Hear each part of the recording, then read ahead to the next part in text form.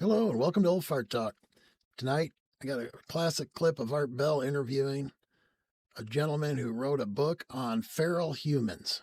This is quite a show. Well, I'm going to sit back and listen to it with you, and after the whole interview's done, I'm going to put my 2 cents worth. I'm going to tell you, this is a real good episode, and you don't want to miss it. All right, let's get to it. That's right. Feral humans. Actually, it'll probably, as a show, be all over the place, but feral humans is definitely the topic. Wild humans. They may even be in urban areas. All right, coming up in a moment is Jeffrey Hind. He's an author, photographer, originally from the wilderness of Kentucky, currently living in Florida. Interesting. His lifelong interest in cryptids and paranormal culminated in his popular book, Weird Kentucky, and its fictional accompaniment, The Devil and Daniel Boone. He co-starred in Something Wicked on the Biography Channel, and an independent film based on his novel, The Bartender, is scheduled for 2017. Be released in 2017. Holland's a recurring fascination with feral humans, partially inspired by his rural upbringing, has become something of a cult legend since his original appearance on my show, Everybody Reminds Me, in 1997. His upcoming non-fiction paranormal book, Invisible Topography, postulates the possibility of communicating with ghosts via microscope and Undomesticated, a novel which will explore the feral human and werewolf phenomena, which are currently in the works. Really, werewolves. I wonder if we're going to be allowed to ask him about that. Feral humans. Jeffrey, welcome to Midnight in the Desert. Salutations, Art. It's good to speak to you again. And we have not spoken since 1979. 1997. Okay. That's still a long, yeah, that's a long 17 time. years ago? Yeah, 17 years ago. Good Lord. Wow. I almost made it longer. All right, so the way to begin, obviously, is for us to get a definition of what is a feral human.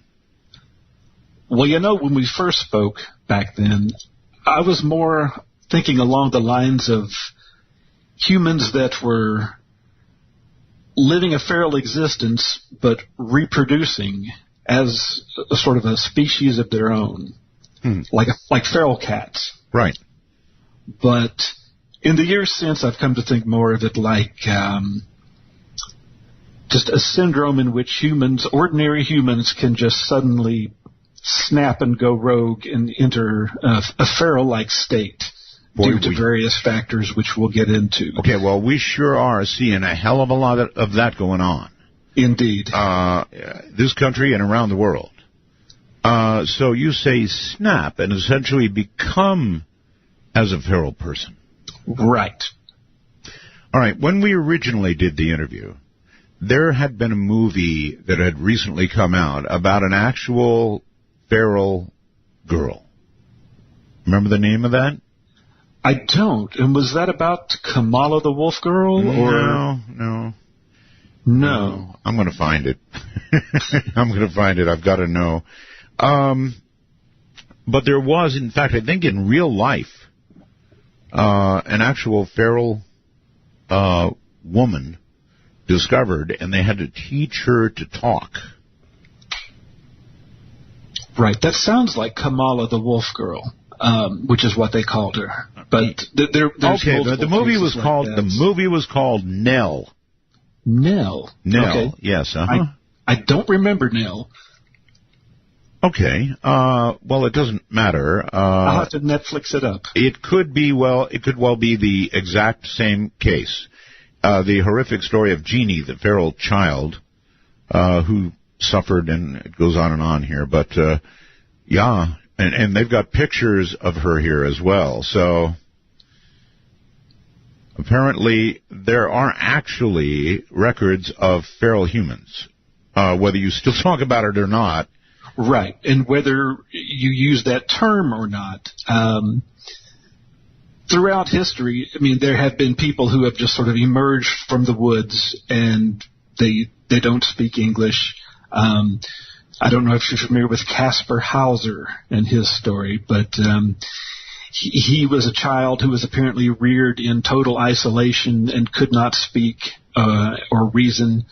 And he gets lumped into feral humans by others, not by me.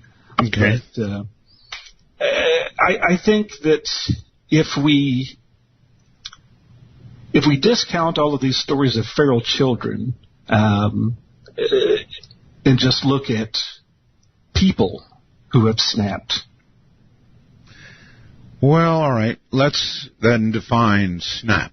In other words, we have people these days walking into schools and shooting as many people as they can before they shoot themselves. That's one snap, right? Right. That is indeed. Is that the kind of snap you're talking about?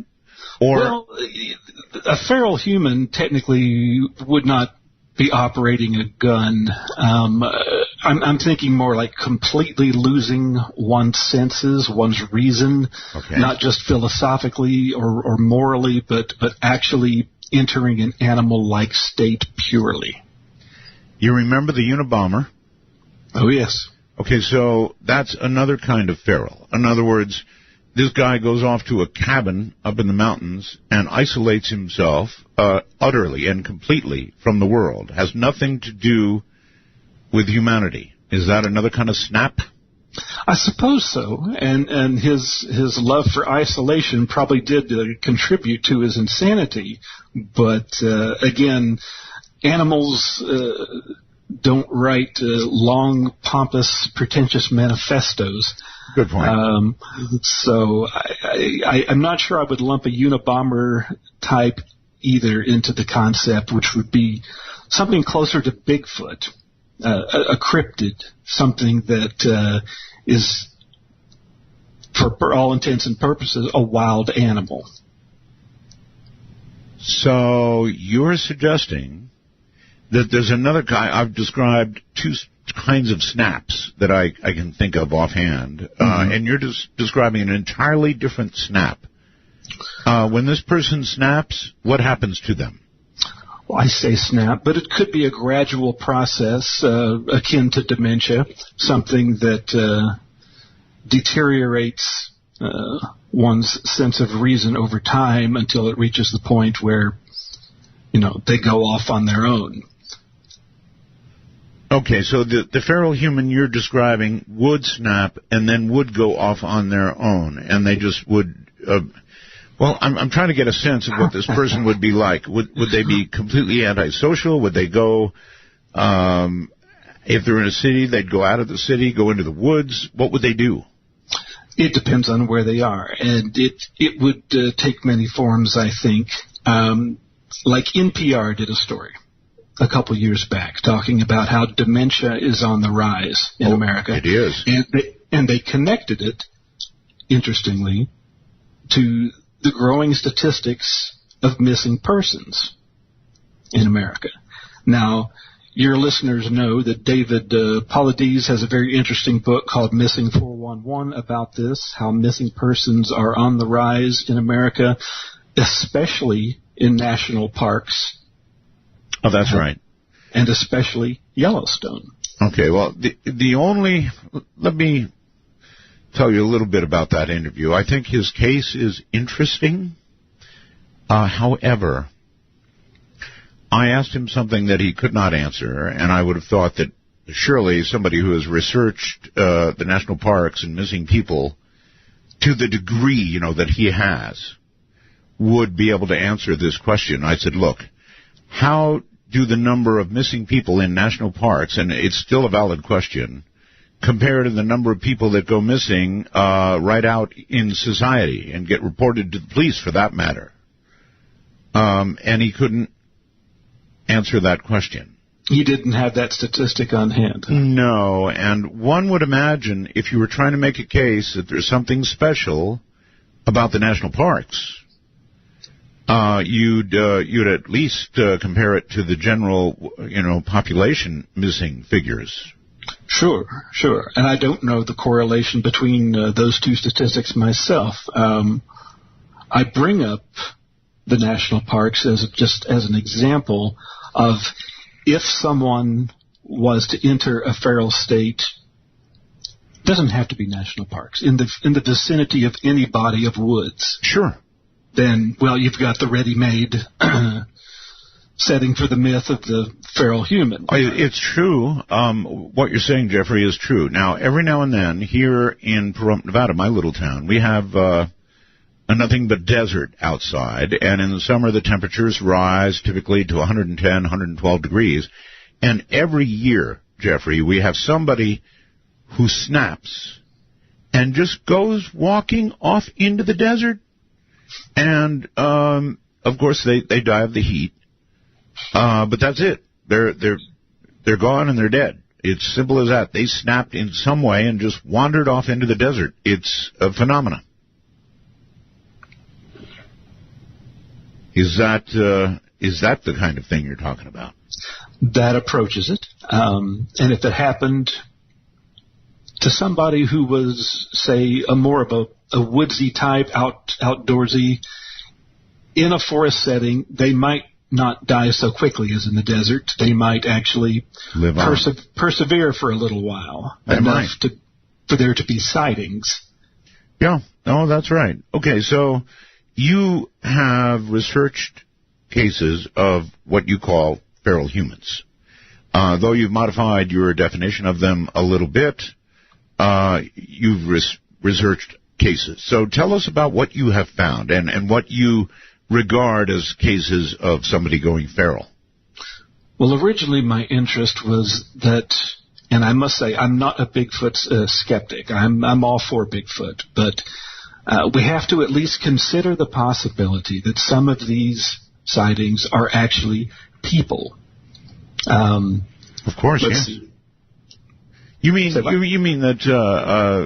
Sure, that Bigfoot sightings are actually feral humans. The possibility of that, yes. There were 4 original case studies on the Feral Humans website that I had at the time of the old show, and 2 of them are from the body of Bigfoot reportings. They're both in Kentucky. All of my research at the time was in Kentucky because that's where I was from. It was my focus. But November 5th, 1980, in Mason County, Kentucky, a truck driver saw what he described as a humanoid creature with a head of white hair. Uh-huh. And he didn't call it a Bigfoot sighting. He didn't think of it in those terms, but the Bigfoot lore built up around it after the fact, of course. And apparently he didn't get enough of a good glimpse of it to determine, because he didn't know what it was. He didn't call it a Bigfoot. But it's interesting to note that there's another case, also in Mason County, Kentucky, in October 7th, 1980. There's a family who were watching television when they heard their pet rooster outside start crowing, and they went outside to see that there was what he described, the husband of the house, described as a man-like creature. Yes. With pink eyes and a big head of white hair. Now, I think it's very interesting. The same county, same time period, same rather un-Bigfoot-like description of a man-like creature with a head of white hair. Do you know if it was described that the person was wearing any clothes or not? No clothes were described, and this is, I think, why they describe it as a creature and not just a person. Right, gotcha. So jumping off from that point, I mean, it stands to reason that these two might be connected, and that they probably are not Bigfoot per se, as we understand the term. Okay. So if we assume that both cases were in the dark, so we can postulate that this might be a person that, for whatever reason, is acting this manner, like a wild animal, choking animals in the backyard and wandering around on the interstates at night.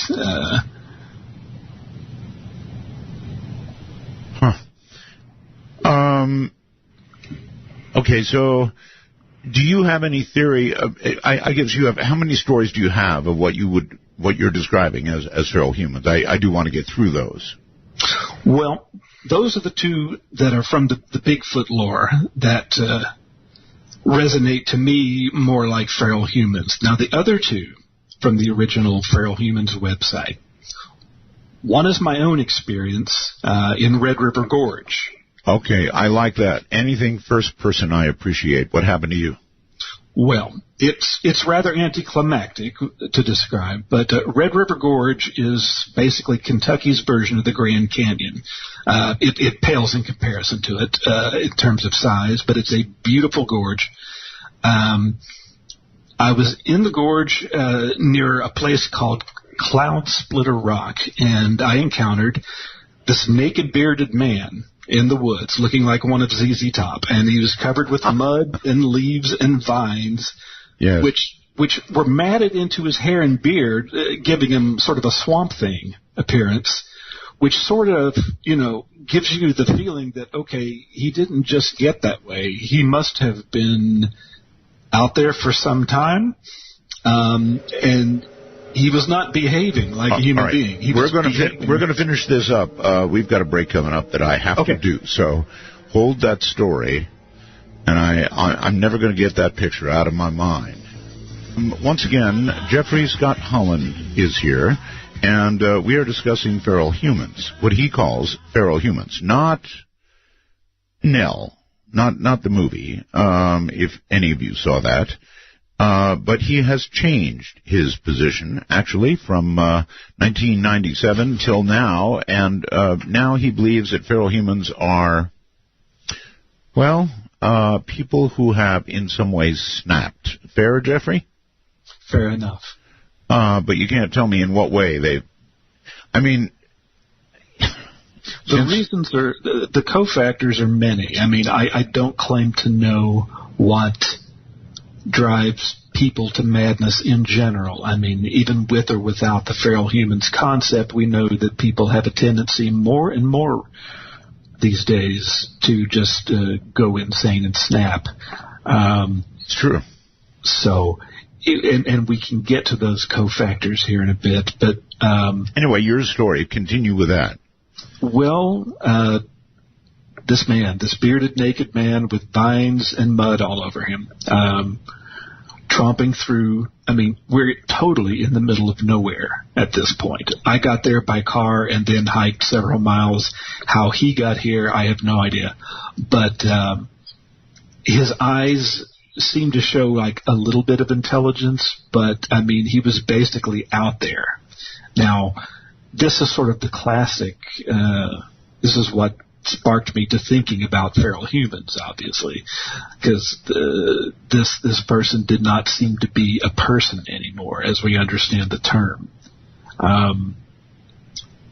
But the similarities... What was this person or creature doing when you saw it? Shuffling around, hunched over, meandering through the woods in a circuitous ant-like, not walking as a person would from point A to point B with intent, just sort of, puttering around aimlessly. Yeah. And so this was Kentucky, right? Yes, Red River Gorge near Slade, Kentucky, in Powell County. I wonder how something or somebody like that survives very long, or maybe they don't.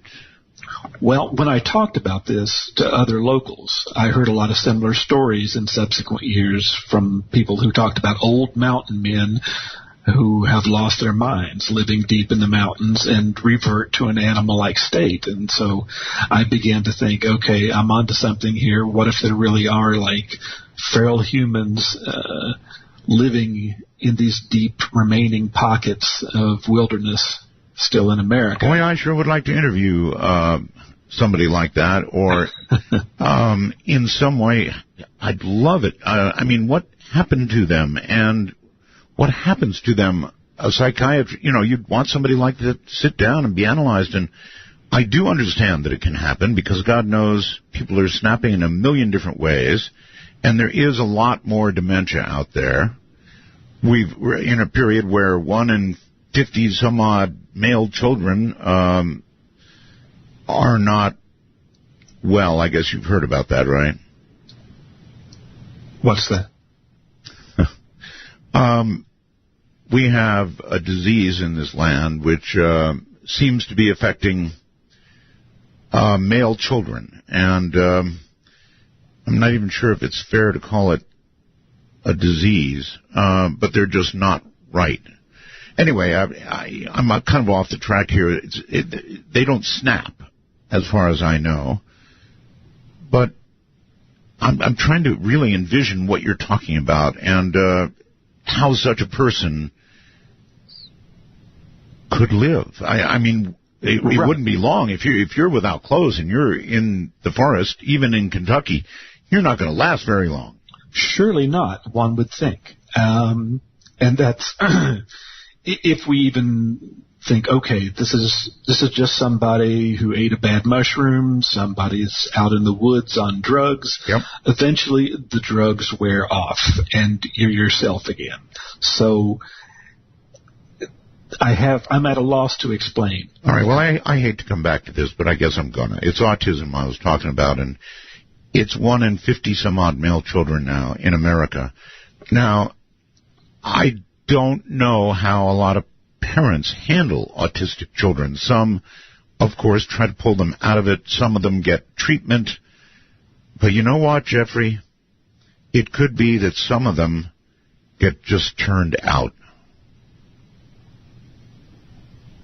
I'll consider that possibility, absolutely. Or if they disappear, maybe the parents don't do a lot to locate this child. It's horrible to think about, but I mean, something's adding up to this, and I just thought I'd toss that in.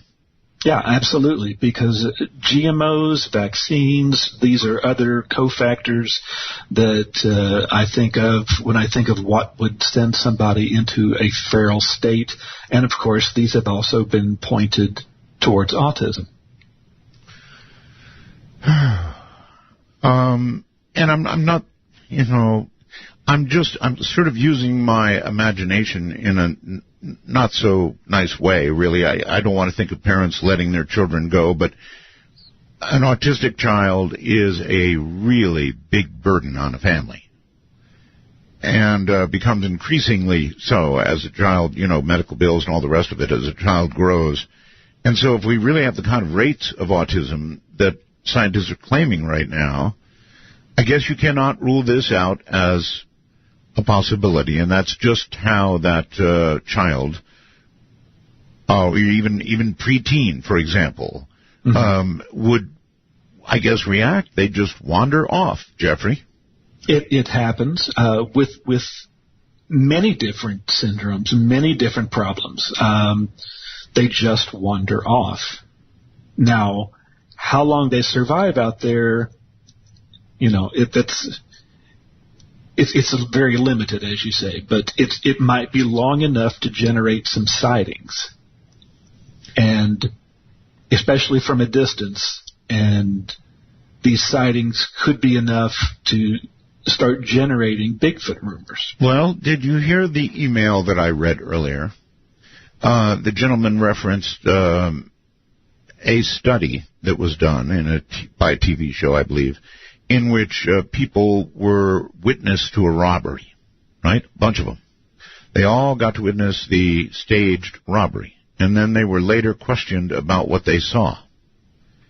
And they got it so wrong that it would scare you to death. Eyewitness testimony is not particularly reliable. So if you see an unclothed something or another in the woods, or near a housing development, whatever, you're going to just sort of, I think, add to it in your mind, my God, what did I see, right?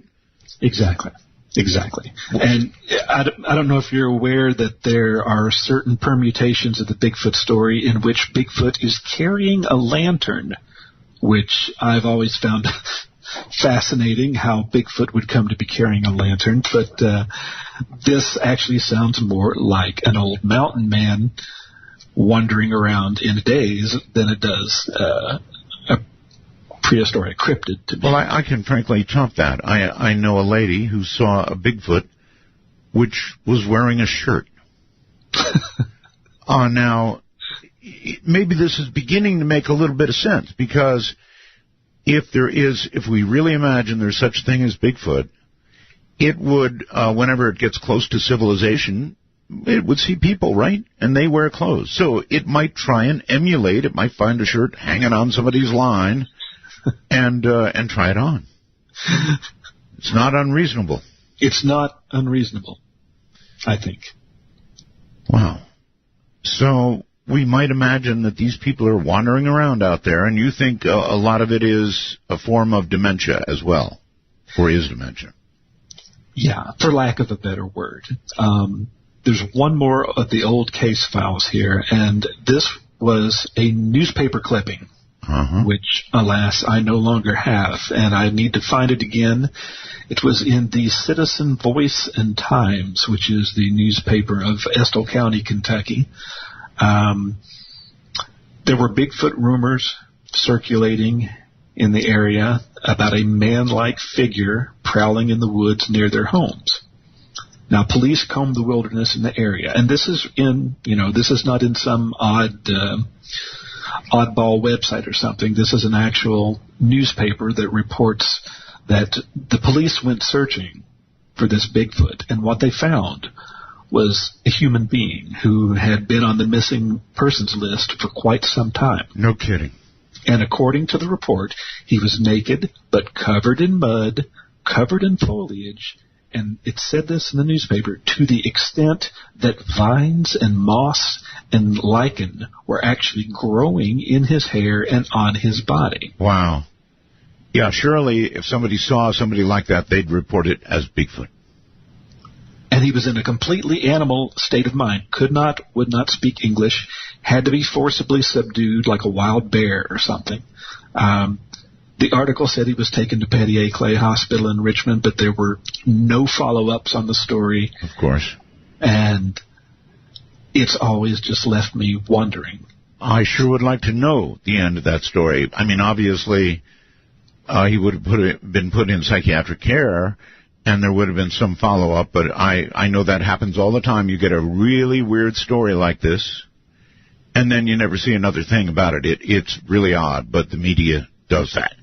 They do indeed. They leave you hanging. The ending is perhaps anticlimactic and not as exciting as they would have hoped, so they just skip the ending. Yeah. And you say that many times the ability of these feral people to talk becomes lost. It would seem so, yeah. That's part of going into an animal-like state, is that you're just bereft of your senses. Okay, you say an animal-like state. That's a little scary all by itself. Animal-like state. I hate to utter this word, but I'm going to do it. Zombie. There you go. There I go? It's actually the recent proliferation of the popularity of zombies that has got me rethinking feral humans once again.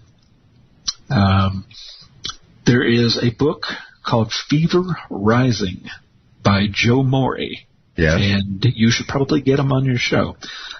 He and other bloggers and authors have gradually in the past 2 or 3 years been pointing to hydrogen sulfide and methane as the culprits behind a modern-day zombie outbreak. You mean the possibility of a modern-day zombie outbreak? Possibility, or some would say it's taking place right now. And I'm struck. I mean, you're familiar, of course, with the Miami face-eating so-called zombie. I am. Yes, I recall that. Do you know the story behind the story for that story? Only what I've read in the mainstream media. Bath salts were pointed to, but that was later turned out to be not true. Not true at all. No one really knows what sent that guy over the edge. Oh, but that guy, the one you just spoke of, tried to eat another guy's face. Right? He largely succeeded. Yeah. And so you would point to that, perhaps, as what you're talking about here, or is that a step even beyond? I mean, I can understand dementia, wandering into the woods, perhaps an autistic child, or away from home, a lot of things. But, boy, when you're talking about somebody eating somebody else's face, what could be more animalistic, right? Another category. Yeah, definitely. So, God, that's weird. So there are lots and lots of cases like this, and some of them came to prominence after the popularity. Wait a minute. What do you mean there are lots and lots of cases like people trying to eat or successfully eating other people's faces? Seriously? They're not all as extreme as that, but they come close. And some of them, in fact, might be even more extreme. If you there's a great blog I recommend to everyone called the Jumping Jack Flash Hypothesis. And It is one of the best blogs for monitoring perceived effects of hydrogen sulfide and methane on the populace. Now, you know hydrogen sulfide, it's a deadly poison. Now, it's in the environment more and more with methane because of the leaks, vents undersea that are gushing out methane and hydrogen sulfide. It's true. Now, if we accept that is a neurotoxin. Let me stop you. I'm not sure about the hydrogen sulfide, but I know that immense amounts of methane are trapped beneath the ocean. Increasing amounts. A lot of scientists figure it can't hold forever, and one day, like that lake, wherever it was in Europe or somewhere, Africa, that suddenly exploded with methane and killed a whole village. Mm-hmm. If the ocean were to let go, that would not be good. So you're saying hydrogen sulfide is also with methane stored in the ocean? As the methane comes out, as I understand it, now, ancient anaerobic bacteria that predate oxygen-dependent life, they're naturally in the ocean in some quantities, but they're thriving around these methane vents and melting permafrost where the methane is seeping out. And these anaerobic bacteria and archaea, they generate hydrogen sulfide. So they work hand in hand, and it's a circular action that just keeps building on itself. So, I think I'm hearing all this right.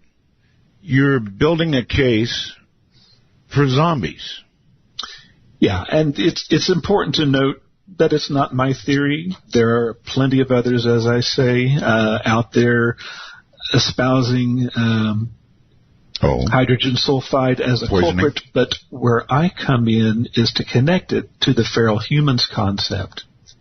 And I think it's one and the same. God. I watch The Walking Dead, so you're messing with me big time here. So based on what you've heard, I expect to wake up one day and the radio will be saying, citizens, stay at home. This is some weird phenomena that we don't understand. The authorities will get it under control. Everything will be fine. Please keep your doors and windows shut. And then, of course, we see the masses walking the streets. Right? So it's not quite that, but for a very short time. But if it is in fact the methane and hydrogen sulfide that is doing this to them, it's going to be doing it to us as well. So it's even more frightening than that, really. If we accept that it's a deadly neurotoxin and it's out there, we have to ask ourselves, what effect is it having on the populace? Well, I'd be willing to ask that. What does the EPA say about that combination? They list it as a very deadly broad-spectrum poison. They don't talk about the effects of very tiny amounts. I'm assuming they think it's negligible.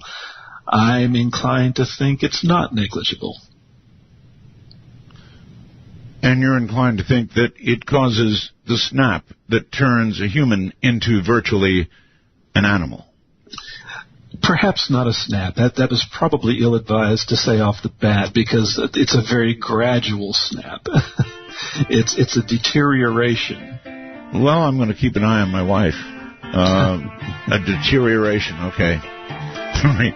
Hold it right there. Jeffrey Scott Holland snapped in some unusual... Yeah, that's right.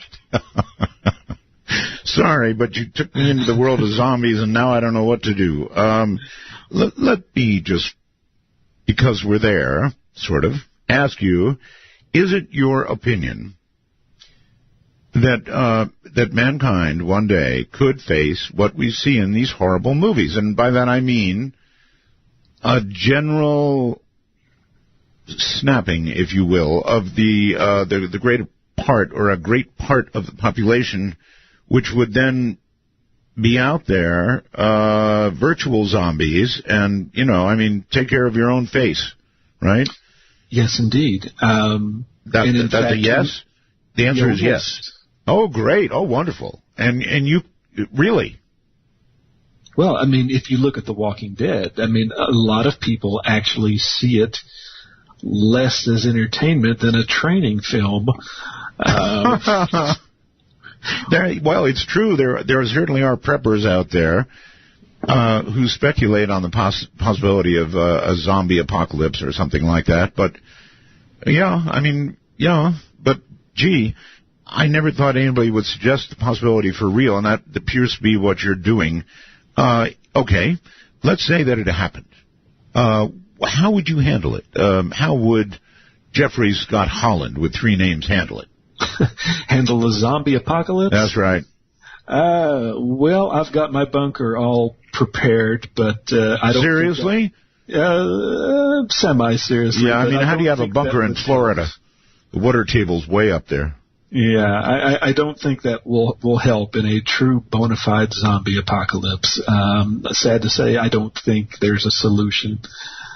It would be an unsolvable problem. Well, even in The Walking Dead, they're fighting back. But you're imagining something here along those lines. It's not actually, you're not actually talking about, people still die and they stay dead, right? Right. The metaphor ends there. Obviously, these would not be people infected with a zombie virus that makes their dead matter reanimate. These would just be ordinary people who have gone rogue. Bad.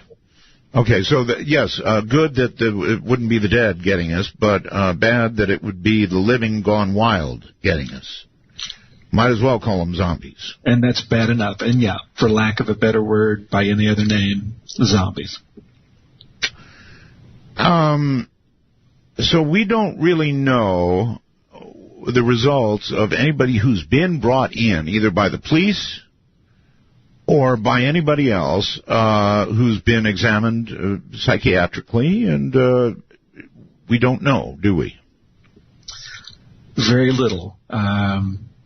And I would love to find out exactly what happened to these people. Well, we do know they lose the ability to communicate in language. That's amazing all by itself, because it happens, I guess, pretty quickly. It has to be quickly, because unless they still retain some innate sense of survival skills despite their inability to otherwise speak and reason. I just don't see how they get by in the woods. I don't either. Or the swamps down there in Florida. Yeah. And yet, some actually seem to survive for extended periods of time. And when they're captured, I don't know of any cases where it's been overtly explained how they were treated, if they were able to regain their sanity, if they gained speech back again and understanding. I just don't know. Do you think, I mean, you can throw around the word insanity. Do you think really that's what it is, that they have gone insane, or do you think that they have just been chemically changed by, what was it, hydrogen sulfide and methane?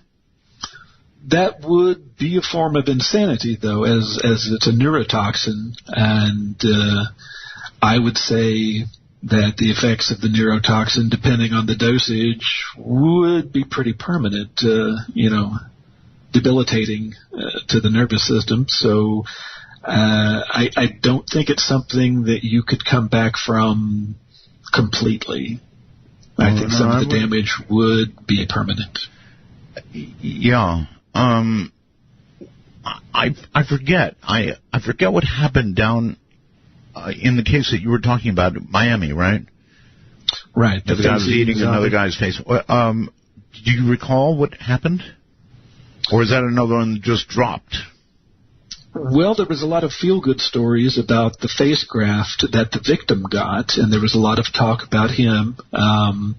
But actual information about the psycho himself vanished off the map. Really? I'm sure I could do some digging. I don't think it's been suppressed, but it wasn't paraded in the media strongly enough that a headline made an impression on me. There was a lot more talk about the victim and the miracle that he survived.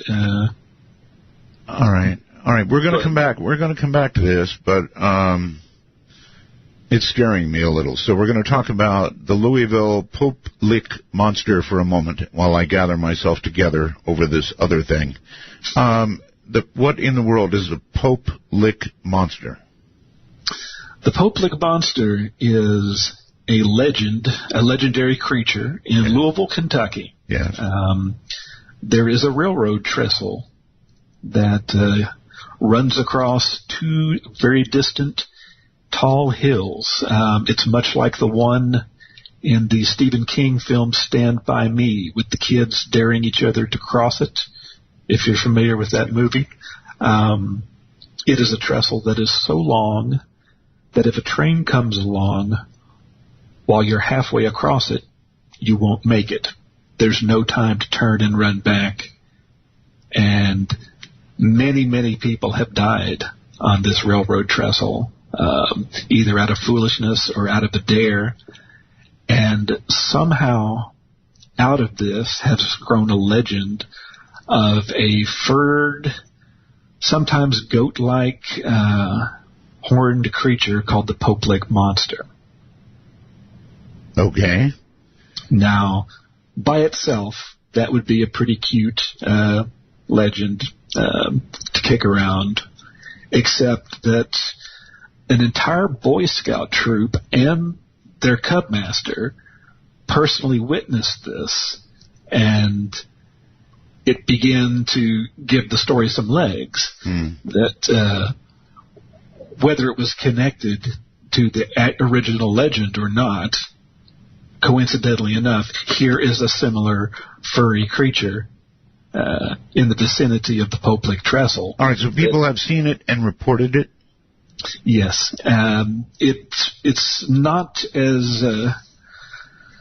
It's very sporadic. It's maybe once a decade between the 40s and the 90s. There's been a major sighting by a reputable person.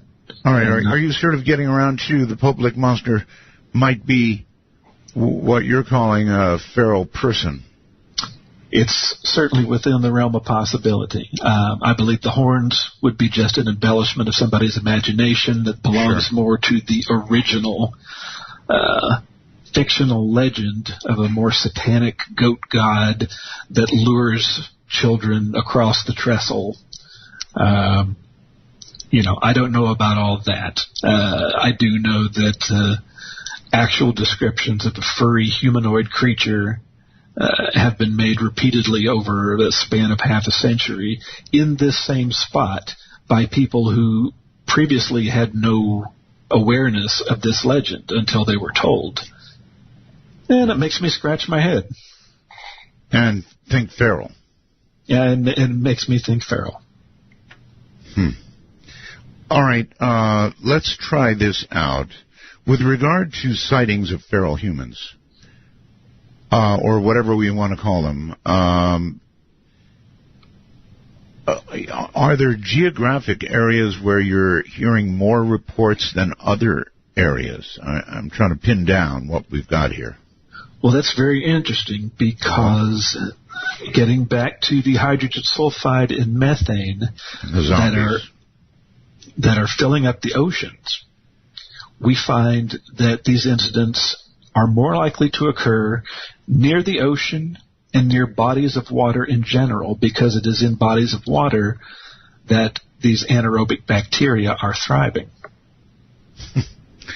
I shouldn't laugh. I mean, it's just sounding more and more like the setup for some zombie movie. And you're right. People are fascinated now with zombies.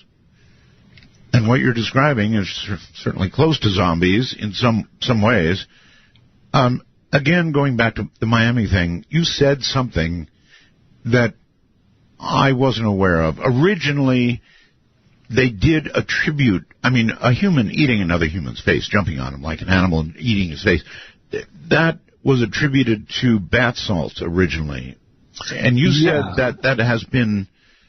That has been debunked. Really? They tried to downgrade it, I think, to marijuana. Oh, please. Somebody smokes pot and eats another person's face? I don't think so. I don't think so. I don't know of any potheads who have that much energy. No, not pot. Gee, that sounds like a setup for another government movie, on the evils of pot. The Reefer Madness 2. Yeah, that's right.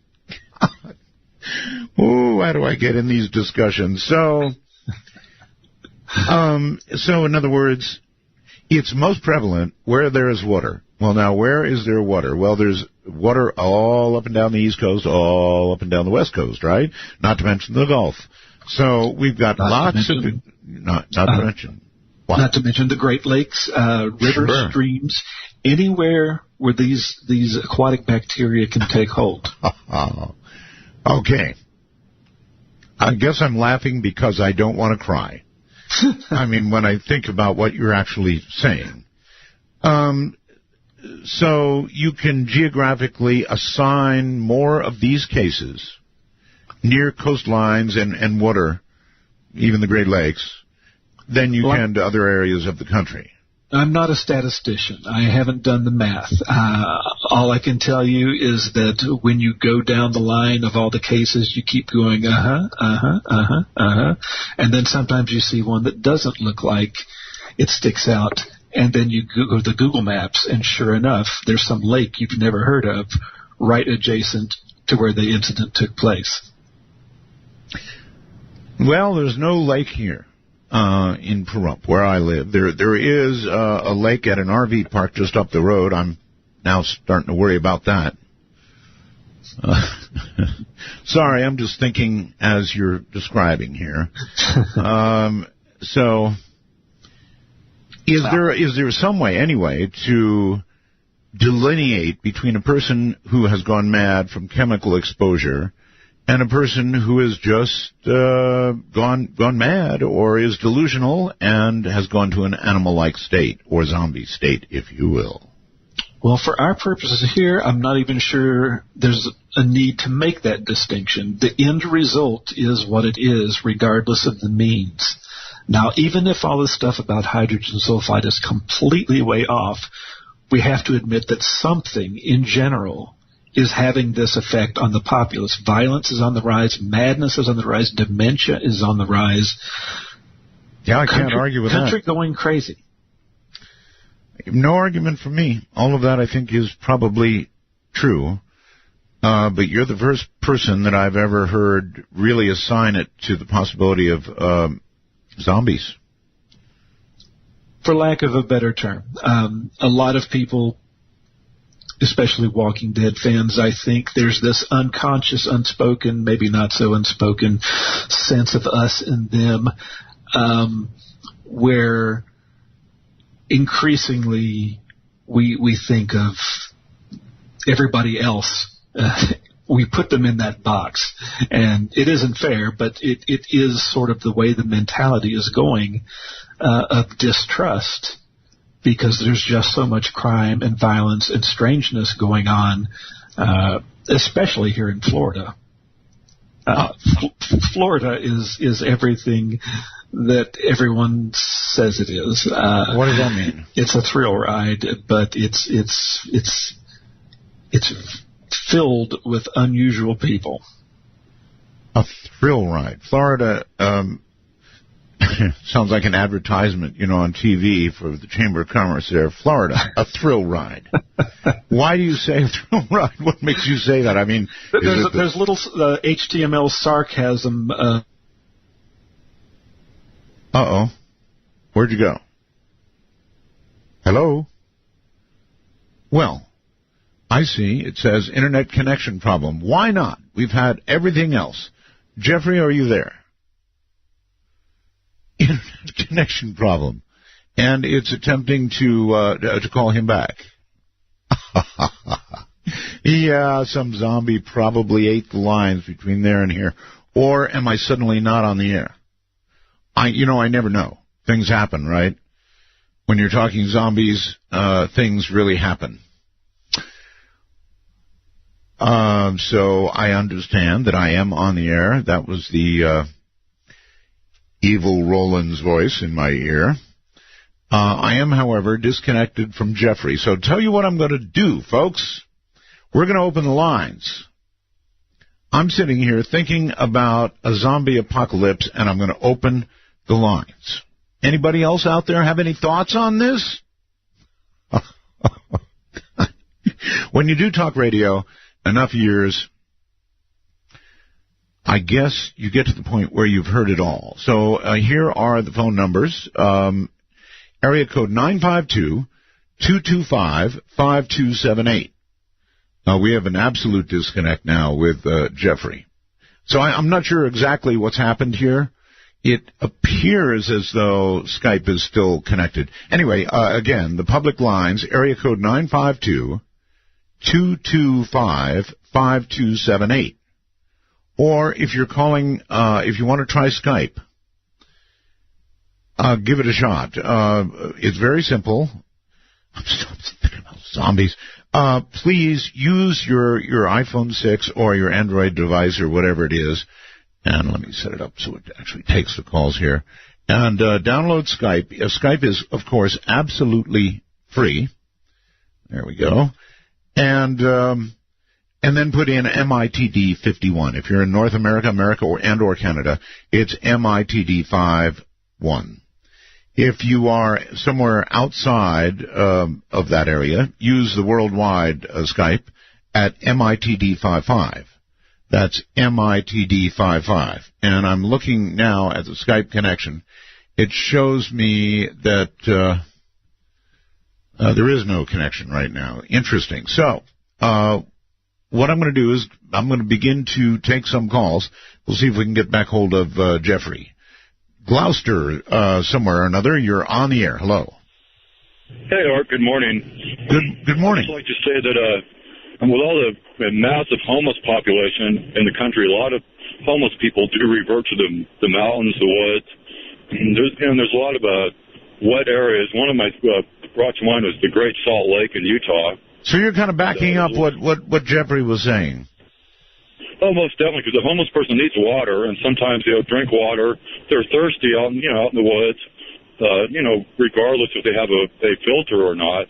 And I'd just like to wish Jeffrey a quick return, and you have a beautiful week, Art. One little question before you go. Can I do that? Sure. Just because Jeffrey got us there, if you woke up one morning and you turned on the radio and TV and there were those kind of messages and a zombie apocalypse had begun, and no matter what the cause, how would you handle it?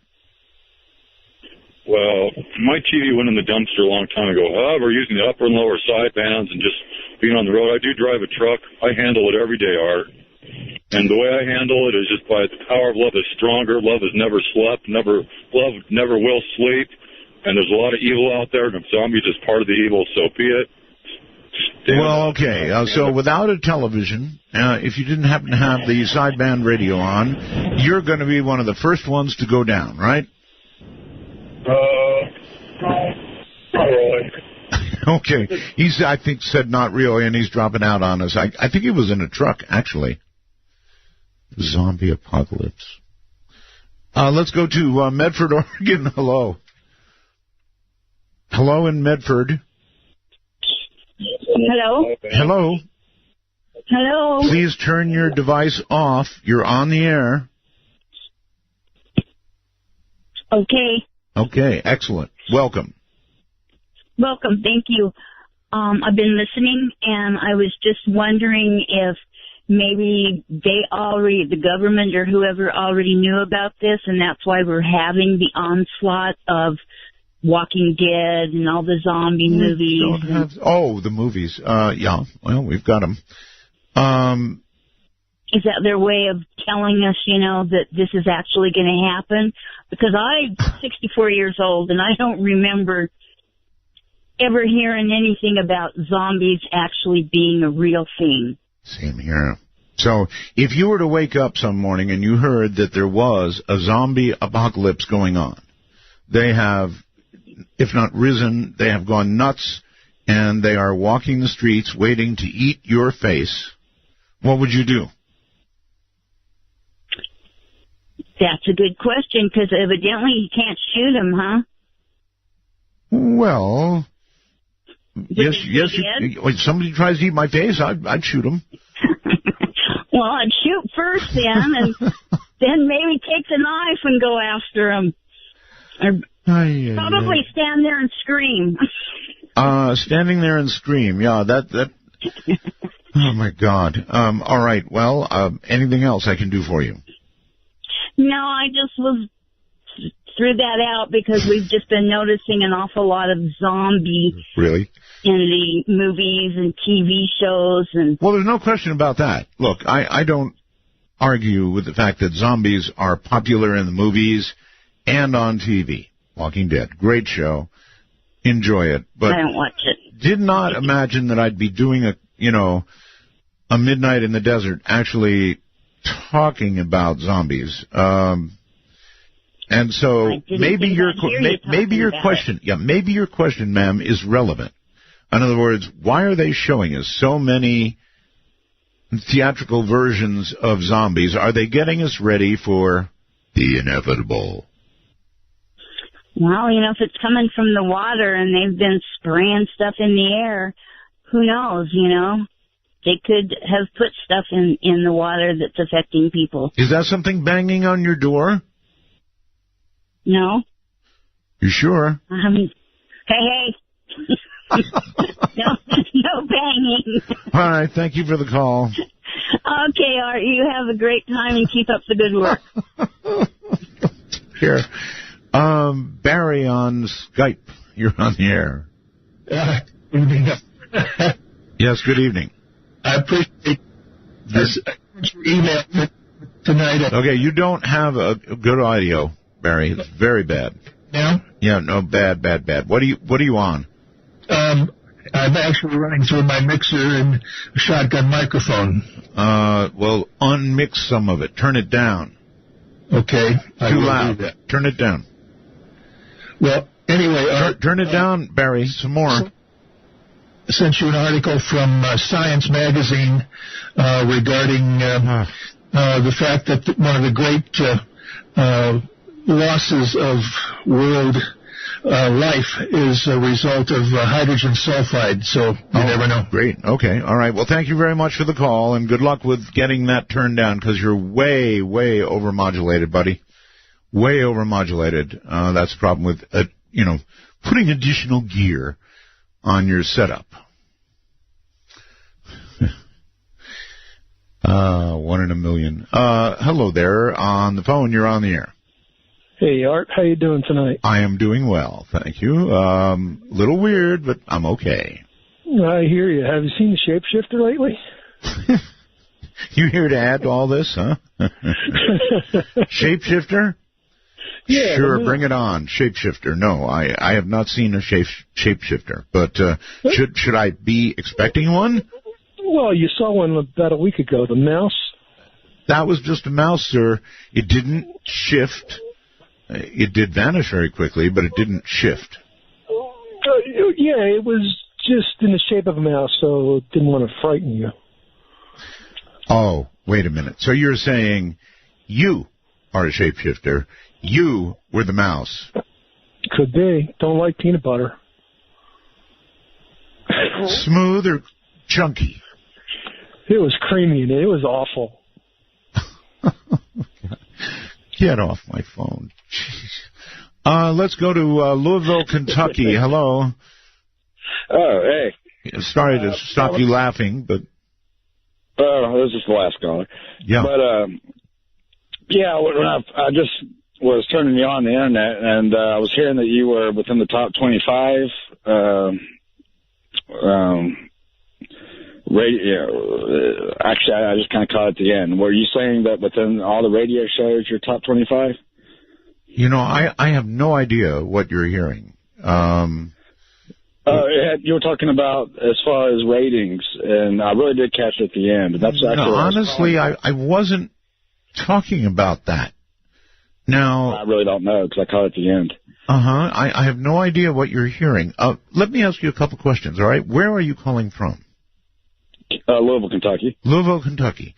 And what are you listening to? The internet? Well, that's the thing that was kind of confusing me because when I listen to you on Winamp, and then sometimes I listen to you on the link. They're both streaming, but they were saying different things.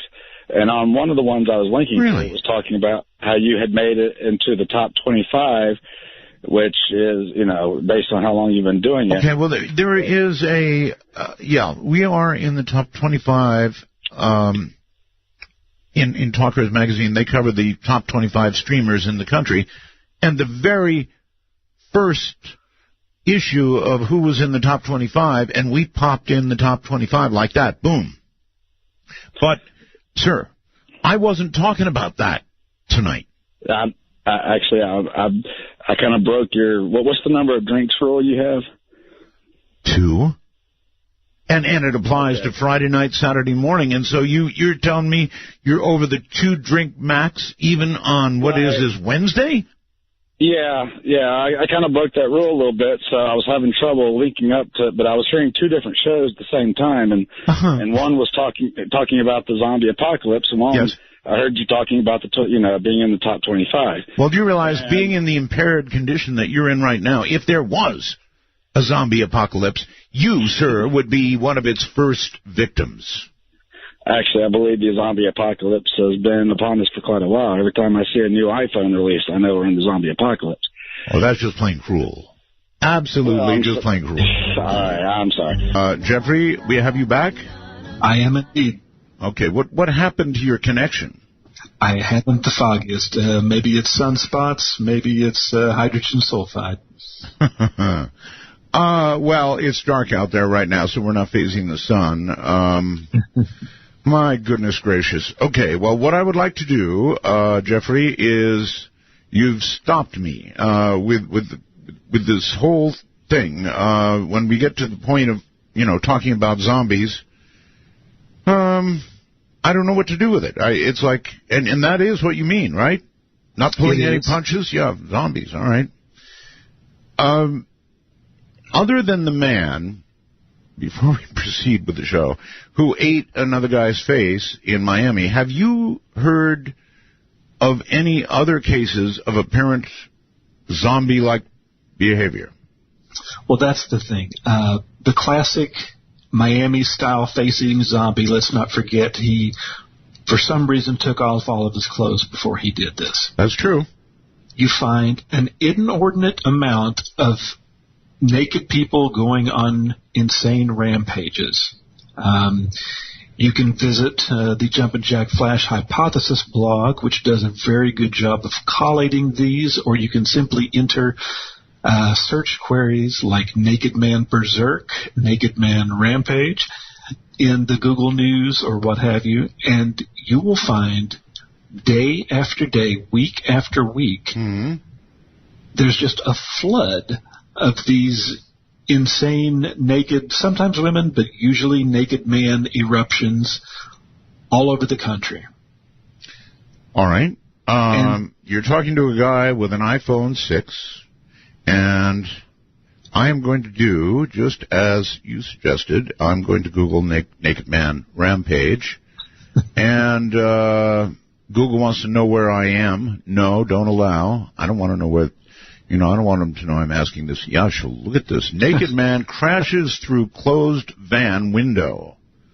Naked man on parking lot rampage. Runs headfirst into minivan. Oh, my God. Naked man hurls himself. Okay, I get the idea. It goes on and on. Even down in Anaheim.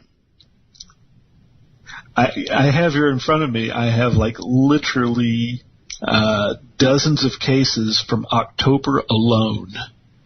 October alone. You know what, Jeffrey? I'm starting to think that maybe it's not crazy to talk about zombies. The way things are these days, why the hell not? Listen, let me finish giving out the phone numbers, because we are definitely going to let you talk to Jeffrey before I say something I'll be sorry about.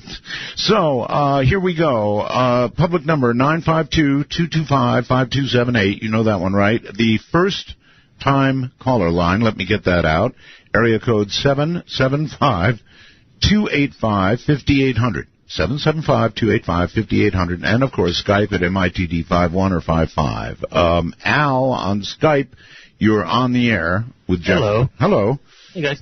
Okay, so I saw it was a short documentary. Well, I believe it was Through the Wormhole with Morgan Freeman. Yes.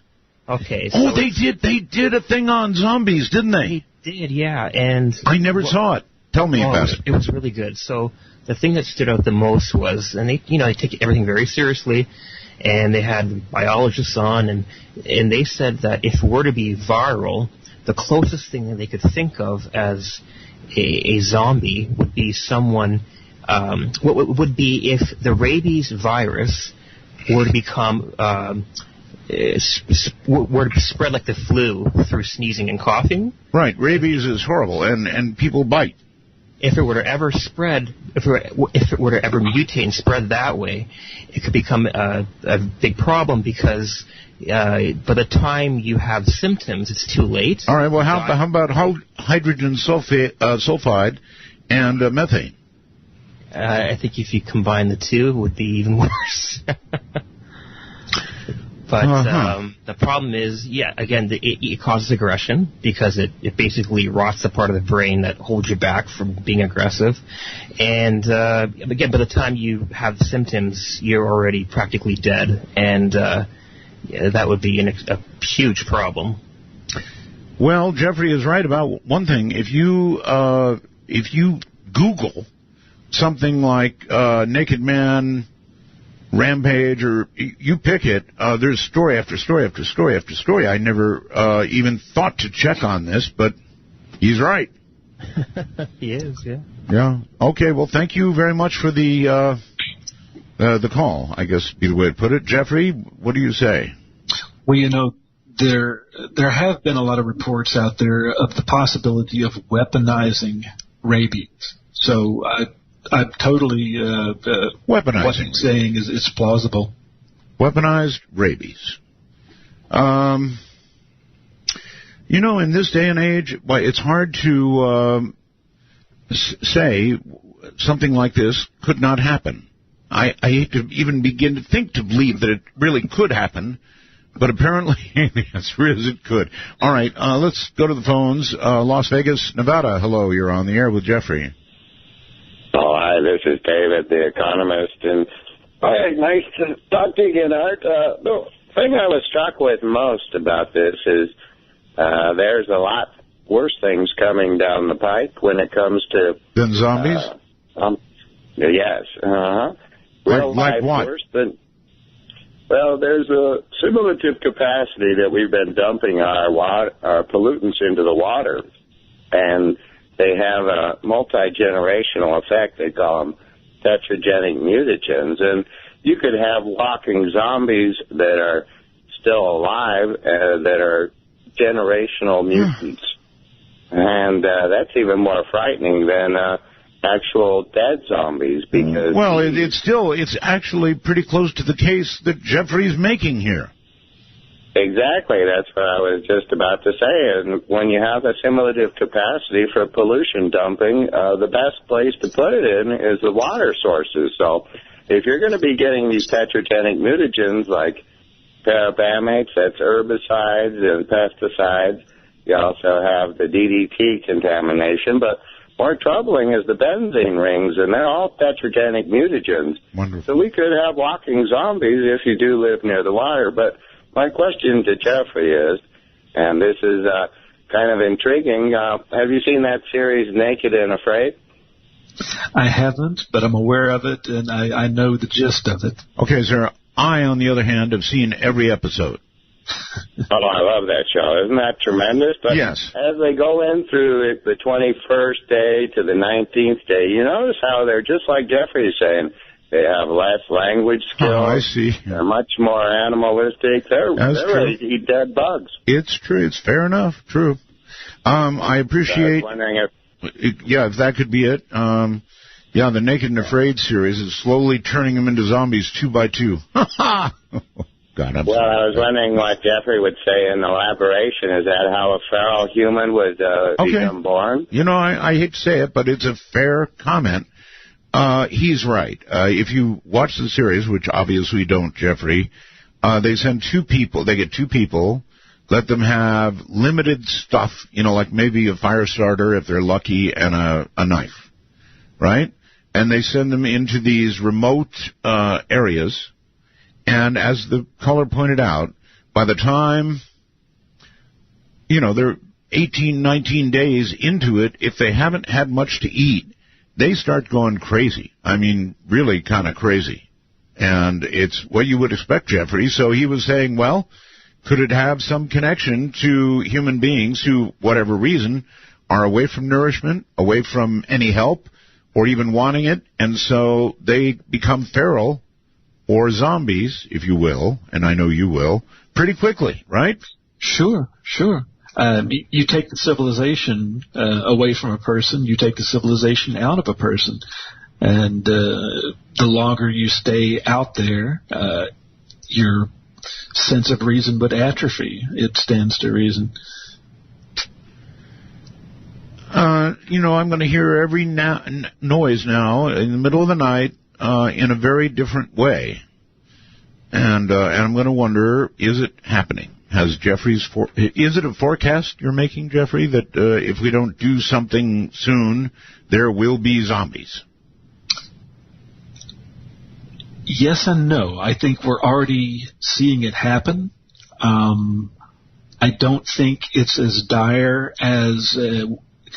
Sounds pretty dire to me. Well, in the short term, I think it's going to be very dire. In the long term, I do not think this is a zombie apocalypse that will wipe out mankind. I think we will take care of the ecological problems that are contributing to it. And I don't even say that it's the sole cause of it.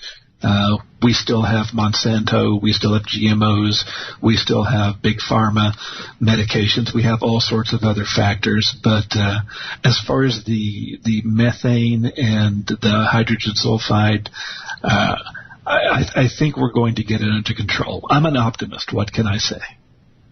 You're an optimist. You spend the first hour of the program talking about how people are going mad, going out of their minds, going naked, going into the woods, becoming feral, virtual zombies, and let me add. Here's Jasmunda. I can't resist. Jasmunda, you are on the air with Jeffrey Holland. Hi, Art. Hi, Jeffrey. I'm not sure we can leap to it being zombies at the moment.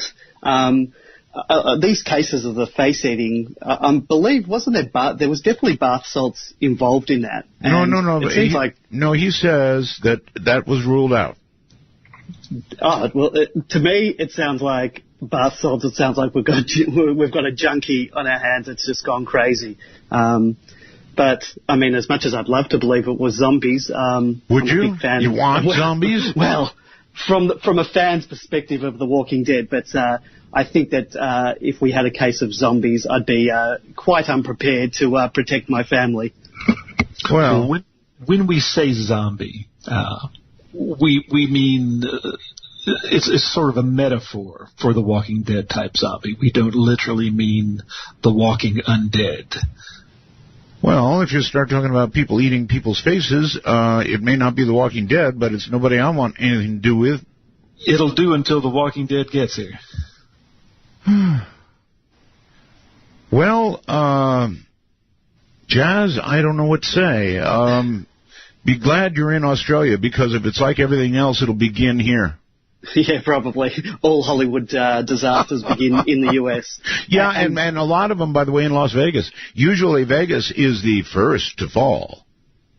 Oh, yes, definitely. And Art, if you're going to be searching for a naked man on Google, I would clear your browser history before you go to bed. Yeah, before they get me. Jazz, thanks for the call. And take care. That's all the way from Australia.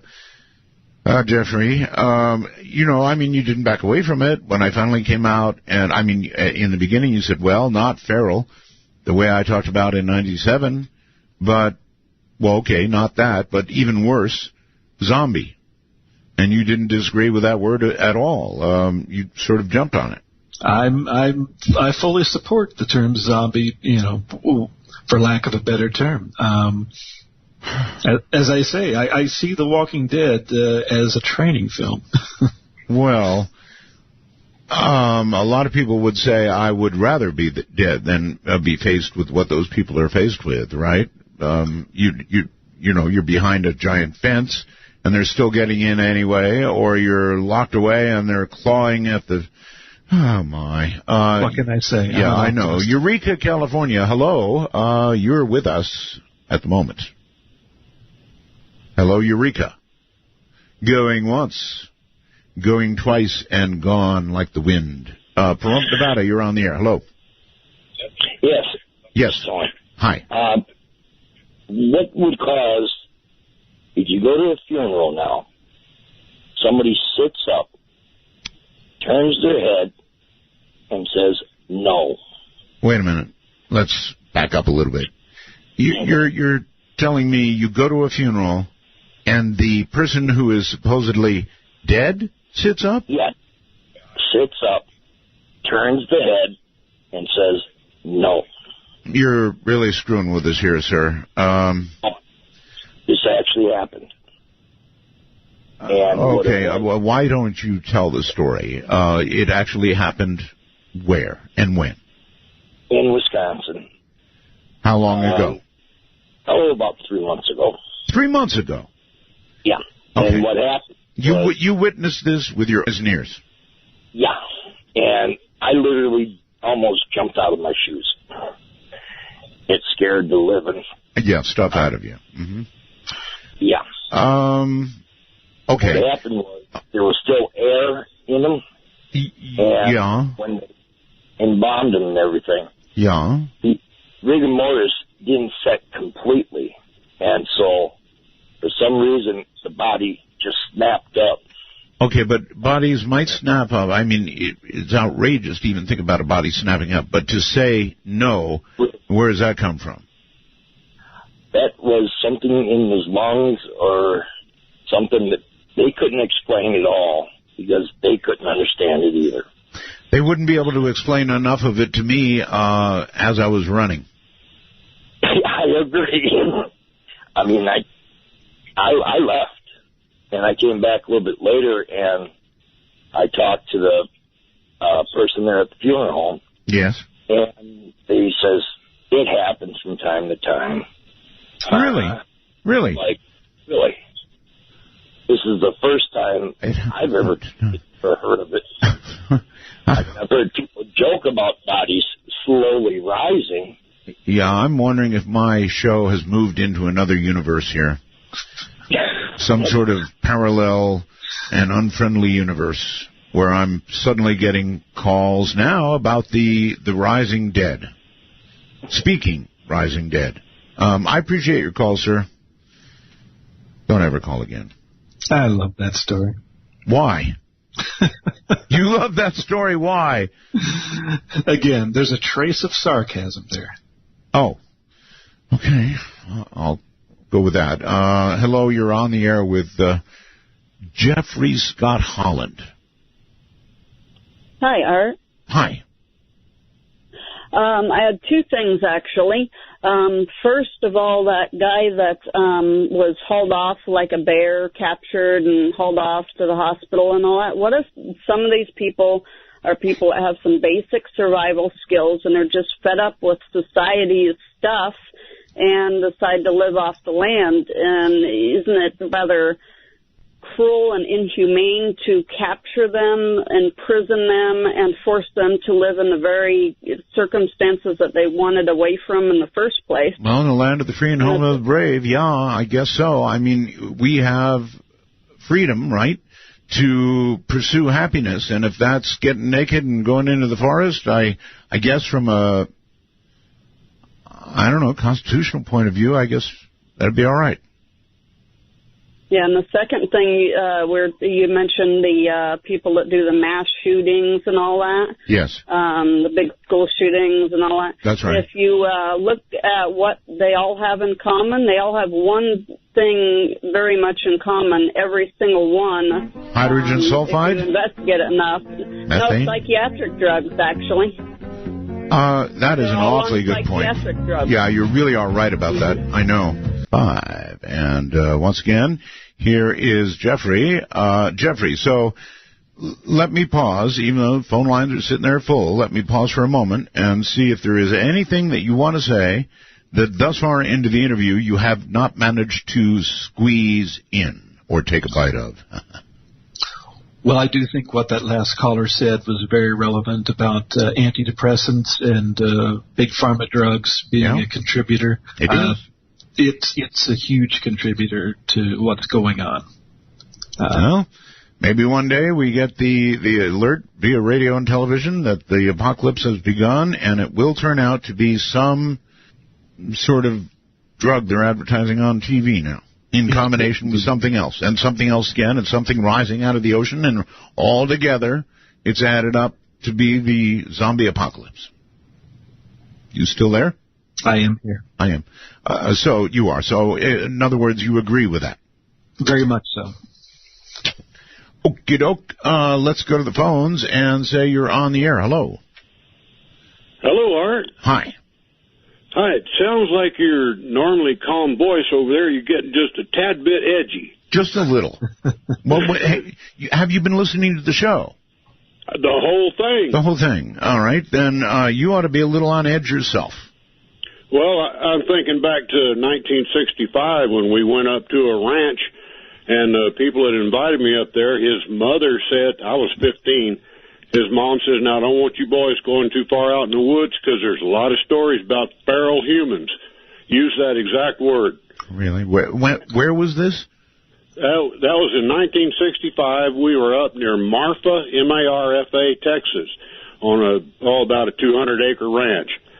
And the next day, we were down playing chase around the dam, and it was my turn to chase the other two.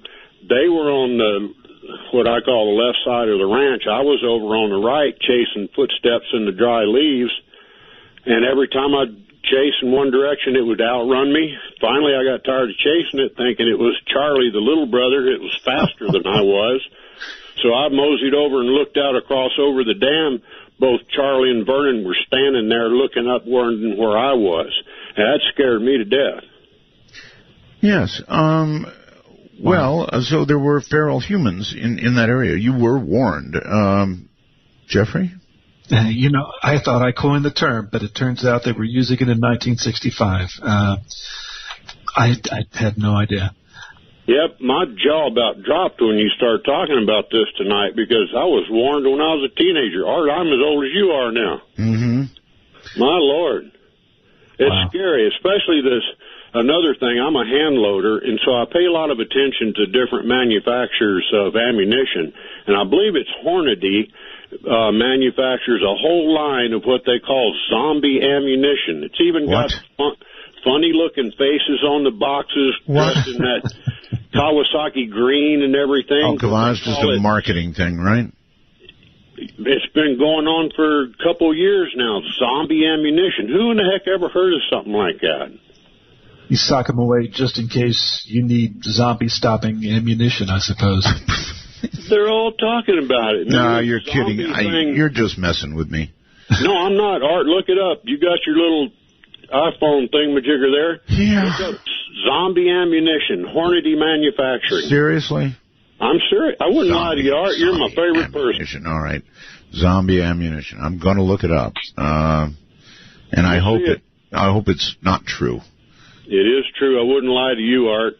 You are my favorite calm voice in the night. When you were gone, I about lost my mind. Oh, well, you just would have turned into one of them. All right, let's see. Oh, my God. Oh, my God. Looky there. 40 caliber. It's all the calibers. All of them. 40 caliber. It says right there, zombie decal bullet ammo. Does that raise the hair on your neck or what? There are various calibers available here. They're all there. Oh, we're so doomed. All right. We're done for. The times we live in. Yes. I think I appreciate your call. I hope so. As said previous callers, get off my phone. 20 years. Goodbye. Goodbye. Huh. Good Lord. Zombie ammunition. It's come to this. Yeah, what is going on in our society? That we need zombie-stopping ammo. Yeah. This is probably all your fault somehow. Green-name guy. It's my marketing plan. Yeah? Sell bullets. Hello there. You're on the air. How you doing there, Art? How you doing there, Jeff? I think I got the answer for you. It's getting to be an increasingly rough night, actually, now that you ask. I hear you. I definitely do hear you. Anyway, I do have some of that zombie ammo in 223. It's some stopping stuff, I'll tell you that. But anyway, I got an answer to you. I know what's going on. The military in the early 80s knew that they were going to have population control because there's like millions of people in this country. Yes. And when they all starting to rise up, they're going to need some way to control them. So what they did is, I'm telling you now. I'm listening, sir. I'm listening. Okay, so what they did is they developed microwave energy, and they're using it to control the populace. They actually used it in Uganda back in the 90s. They flipped the switch. They set up these signals. They flipped the switch. Everybody started killing each other. So you're saying that our own government is creating zombies with microwaves? Yeah, because they want to test it, because when you got 1 million people getting out of hand, they need some way to control everybody. So what they're doing is, see all these things are spraying up in the sky, these chemtrail things? Well, that's getting into your body, and when they flip the switch with these microwaves, when everything goes to hell, Okay, so now let me get this straight. You're saying that it's a combination of what's coming from the chemtrails, and then that's setting you up for the microwave switch, and then you essentially become a zombie.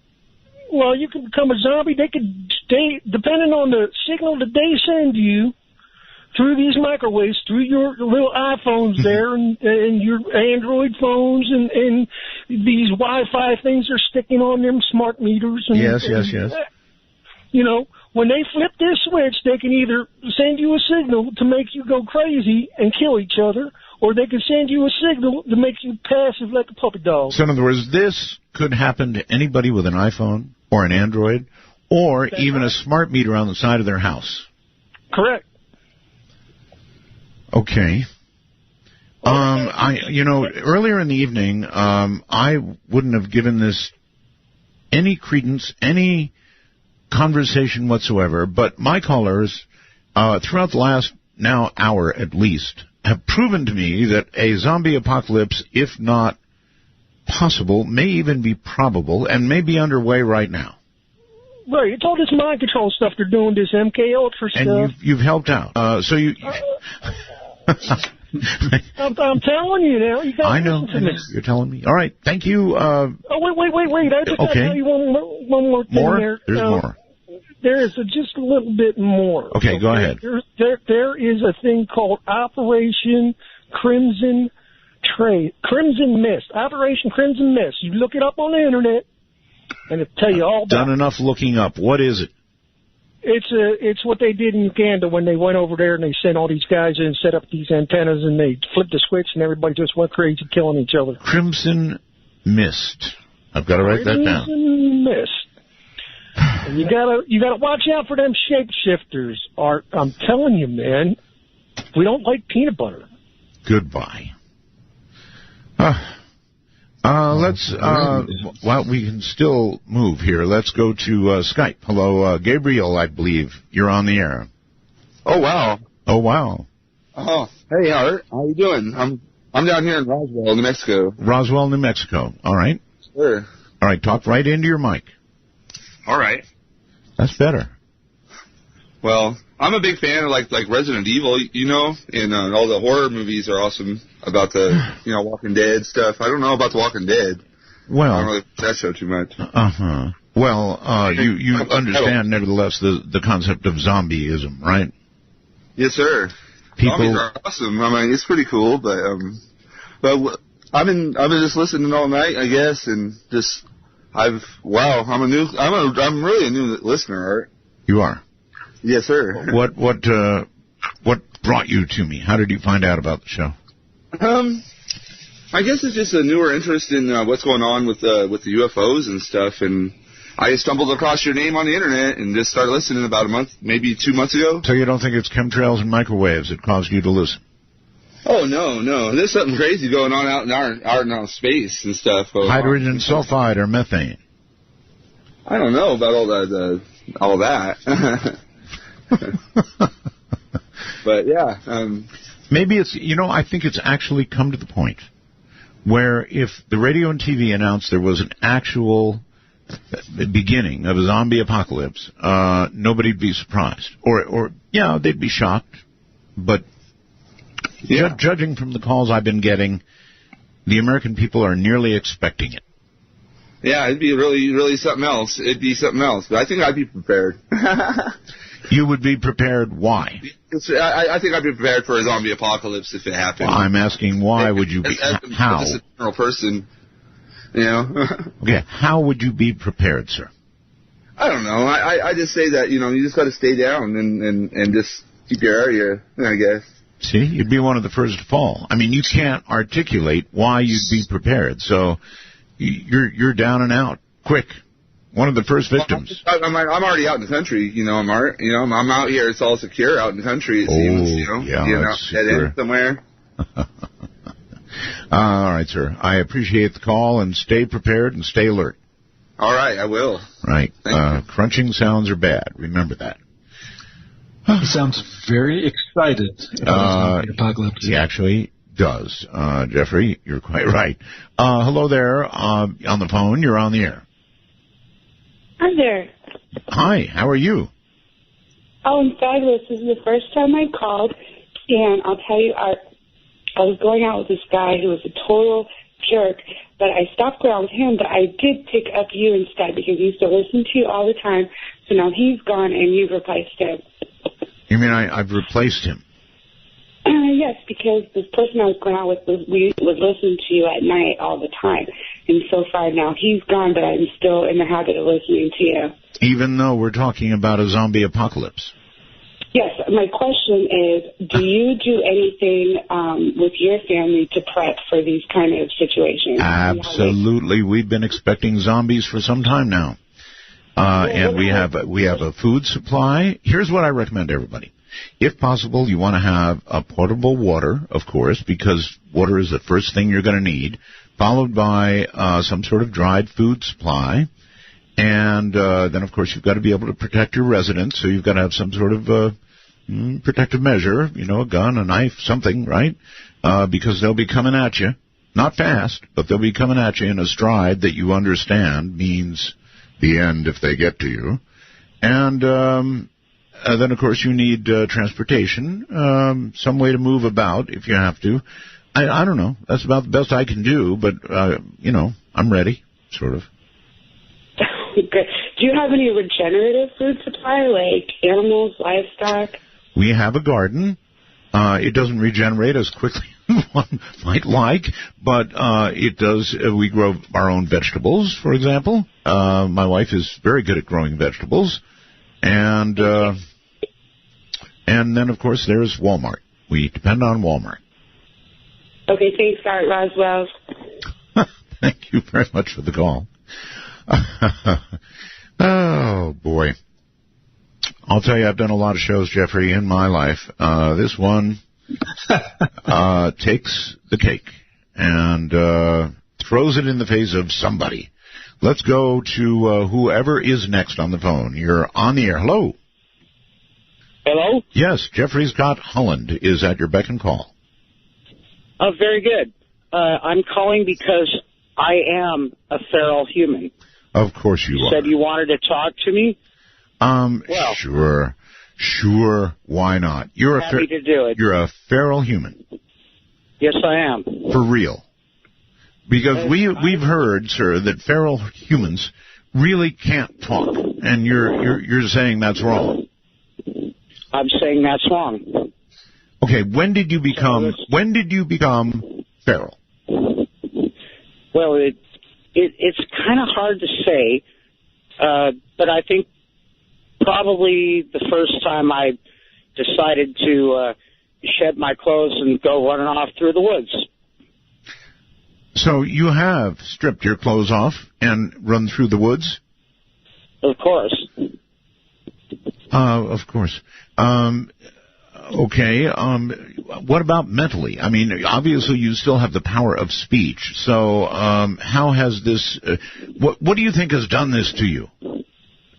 Well, and this is why I'm calling. And, of course, I'm done being facetious, but I wanted to address your previous, talker, the fellow who'd, documented and researched. And he talked about seeing people running wild through the forest. And he also talked about people in the city. And now this is something that I have a lot of experience with. Schizophrenia. Yes. Is very widespread. It unfortunately is. And it's so often hard to recognize.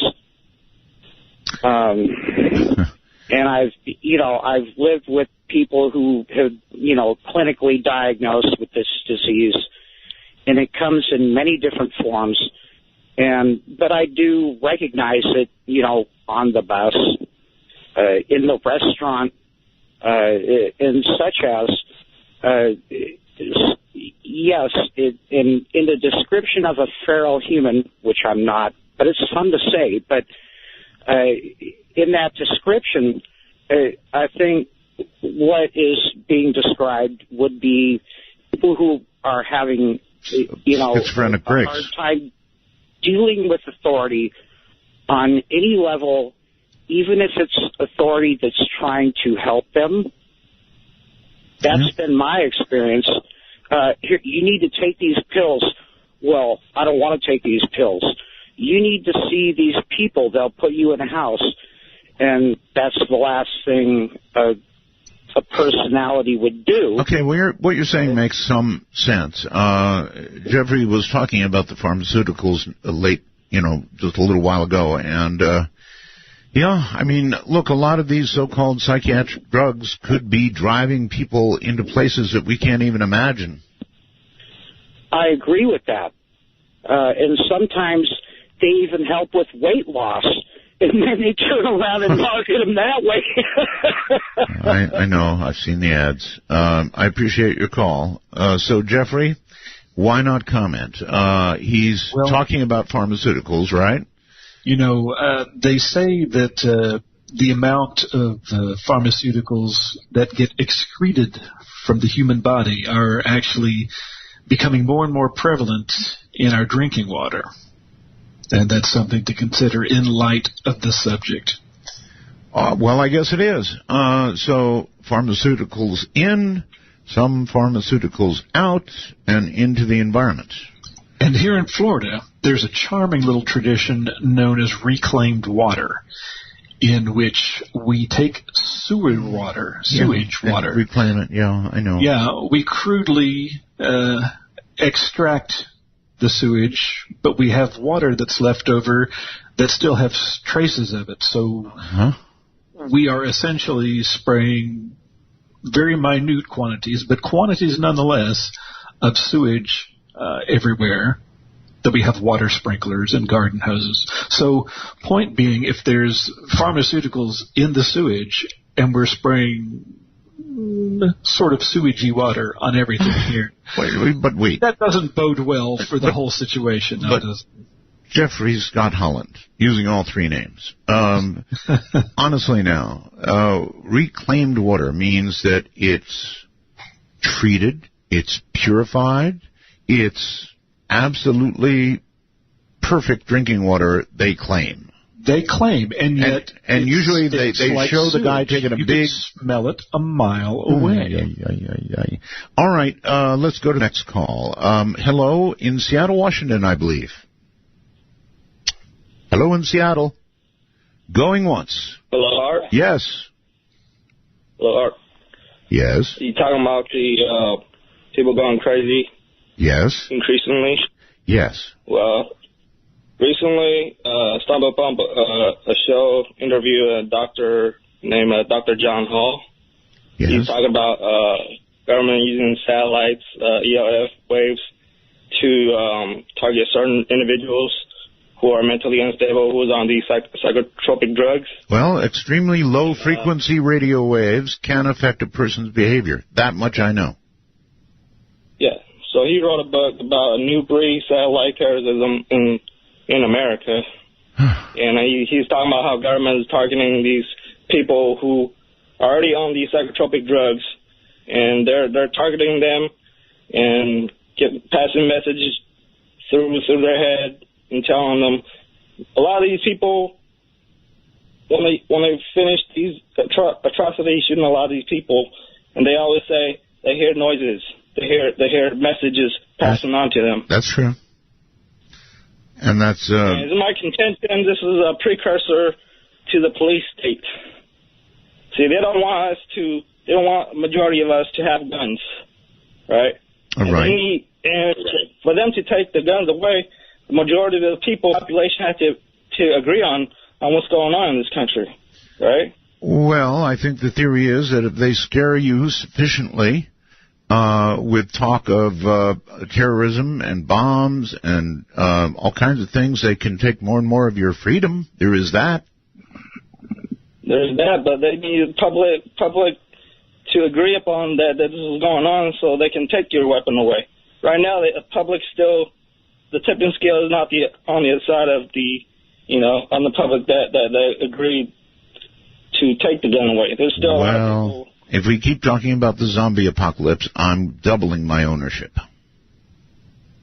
Well, you should look into this guy called Dr. John Hall and have him on the show because he go in depth about what's going on in this country, and this country is a big experiment. All right. Well, I know that listen to me, sir. Listen to me. I know my producer is listening right now. So slowly give this man's name again, please.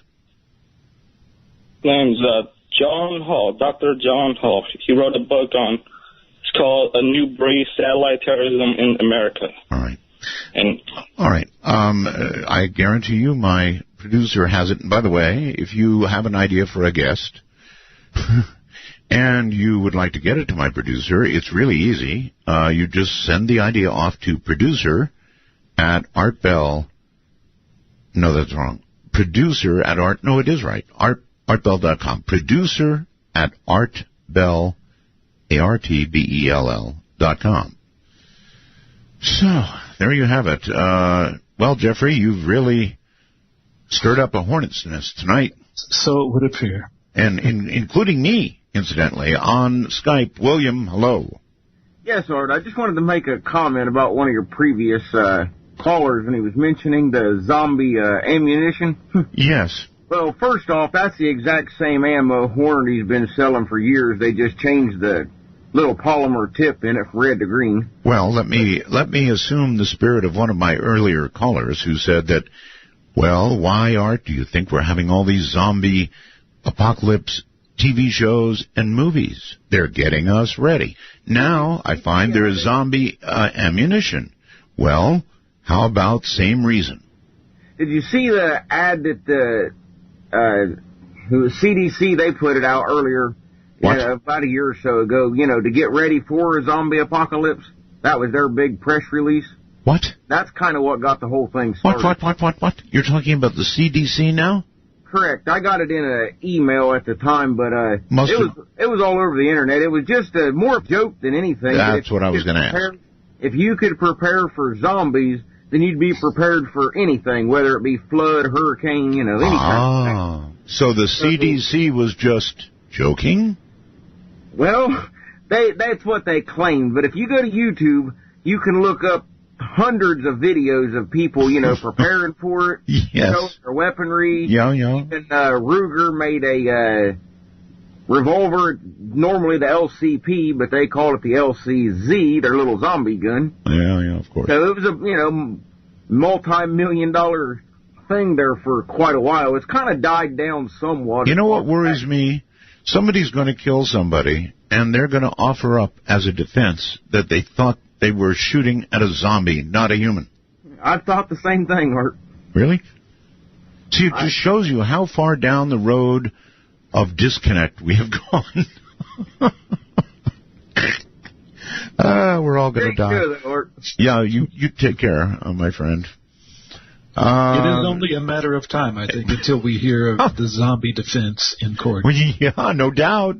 No doubt at all. And sure enough, I mean, if somebody were trying to pin me down to take a chunk of my face, why, I'd fill them full of holes, no question about it. To the phone we go. Hello, you're on the air. Hello. Yes, hello. Is Kudos and Mega Kudos still in? If you wish, probably it would be Mega Roswell's, but sure, go ahead. Okay, well, I just had a question. I kind of had the feeling of the zombie effect is I learned and grew up that zombie was something that originated basically in Africa, and they gave them a neurotoxin or poison and virtually almost put the person into a state of near death or pseudo-death and buried them for a day or so. And then they woke up and they were just virtually brain dead. I think I got that from years ago from Discover Magazine or National Geographic. You know what? I don't really know exactly what you're talking about, but it does ring some bells about them being able to accomplish that actually with a person and then bury them in. Yeah. Oh God. Yeah, there's a great book called Serpent and the Rainbow, which they subsequently made a movie out of. It deals with African and Haitian voodoo and postulates that there is actually some magical and scientific basis to it. But, of course, when we say zombies regarding feral humans and these modern incidents of violence, we're simply using zombies as a metaphor. Okay, I think it would be better. It sounds like zombies is more of a universal term for generalization, that it could come from any one of any multiple causal factors. It's just, aren't you just basically talking about the parameters of the person after they have become feral? They're more animalistic and have lost all reasoning and rational control? Well, once they get to that state, there's the problem. How they get that way, well, I don't know. I don't think anyone knows right now, but the problem remains whether we know or agree what the factors are that led to it. The situation right now is out of control. Well, that's for sure. All right, Jeffrey. What I'm going to do is a break. So to the wormhole. This is just great. Hi, Art. Somebody has actually used the zombie defense, and he lists a URL to the story. Art, there's been a recent murder with the killer killing his best friend. He claimed that he thought he was turning into a zombie, so he killed him. And I think it was after he watched the Walking Dead TV show. True story. Look it up. No doubt, sir. I've looked up enough tonight to last a lifetime. You said someone, this is Dustin, you said someone would end up using a defense if they thought it was a zombie. Well, it happened a month ago. Somebody stabbed their friend. There it is again. After watching 25 hours of The Walking Dead and claimed that he was, in fact, turning into a zombie. One of the EOTech holographic sites called the Zombie Stopper uses a green biohazard symbol. This is the kind of thing I'm getting on the wormhole. So, Jeffrey, are you still there? I am. Good. Glad to hear your internet's holding up, and it will until something bites through the cord. Let's go to Bill on Skype. Hello, Bill. Hello, Art. Hello, Jeffrey. Why not, Art? Why not? Why not? Yeah. I'm really surprised this didn't come up when you had a guest on a year ago talking about biochemical warfare, how dangerously realistic it is. Mm-hmm.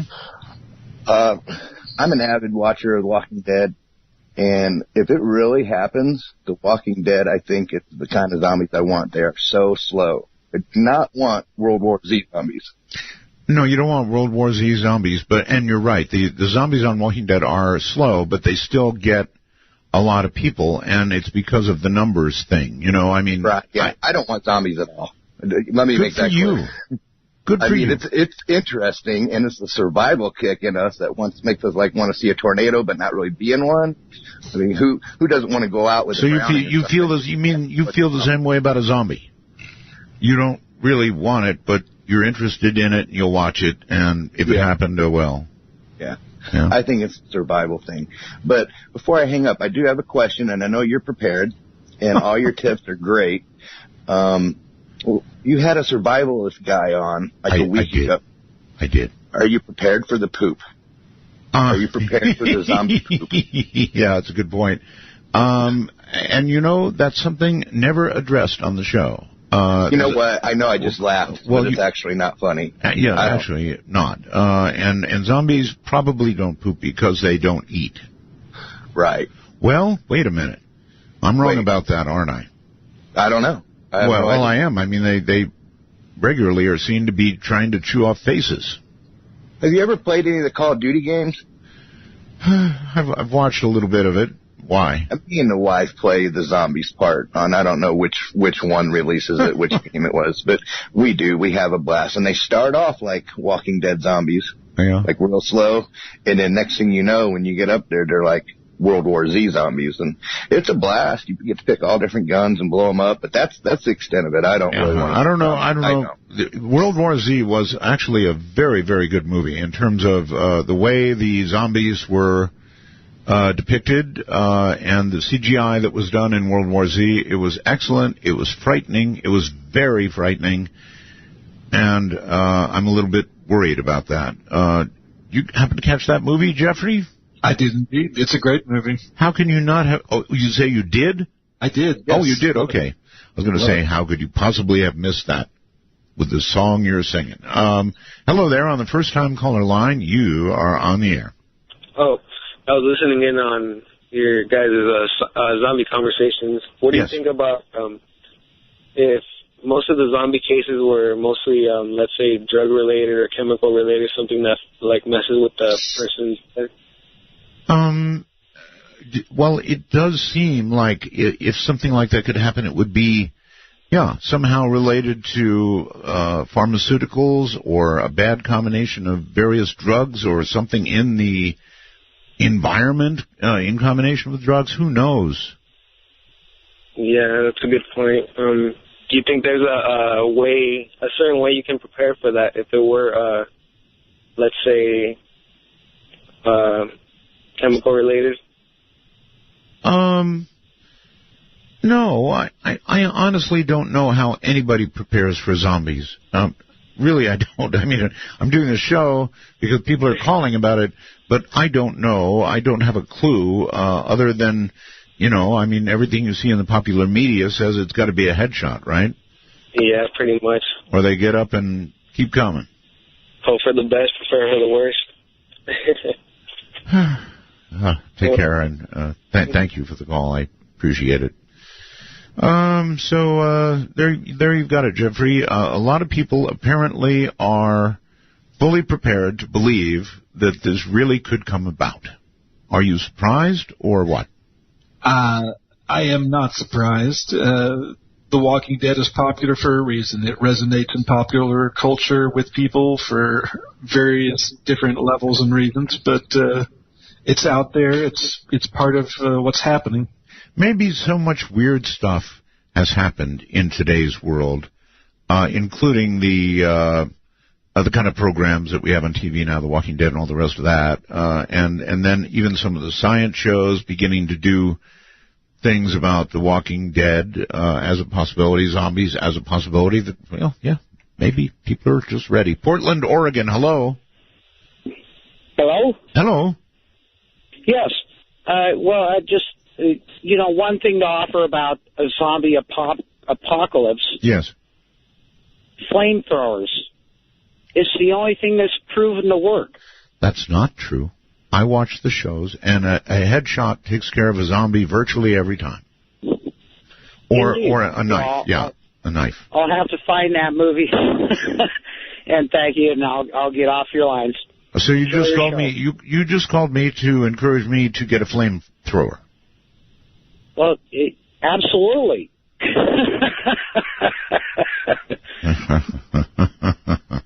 Oh, they're leaving us quick out there, Jeffrey. Let's go to Columbus, Ohio, and just hope for the best. Hello. Hey, Bill Gab Roswell, Art and Jeffrey. Yeah, hey there. Just real quick, this is James from Columbus. Yes. Just wanting to bring it sort of back to reality. There is a very well documented case of a feral human, and the gentleman, his name's eluded me. He was a Japanese soldier, and he lived in the Philippines. Yes. Until like 1974 or something. He did, and he thought that the war was still going on. Exactly, and they even formed posses to look for him, both the police and the military, and he eluded them. Well, now there you go. In other words, if somebody wants to stay hidden, they're able to do it, and you just gave us proof of that. In other words, if you want to go into the jungle, or you want to go into a heavily forested area and stay hidden, good luck. They're probably not going to find you. And I mean, he was even like stealing livestock and stuff. So I mean, the people knew he was still there, but they just never could catch him. Finally, they had to have the Japanese ambassador or something come in and actually tell him, through a loudspeaker, the war is over. The war is over. Come on out, man. Yeah. And he did. And he did. Yeah, he actually surrendered because Japan had surrendered, but I guess his Arisco rifle was in battered shape. He had tattered clothes. There's a famous picture of the gentleman when he surrendered, the day he surrendered, with the Philippine police. Yep.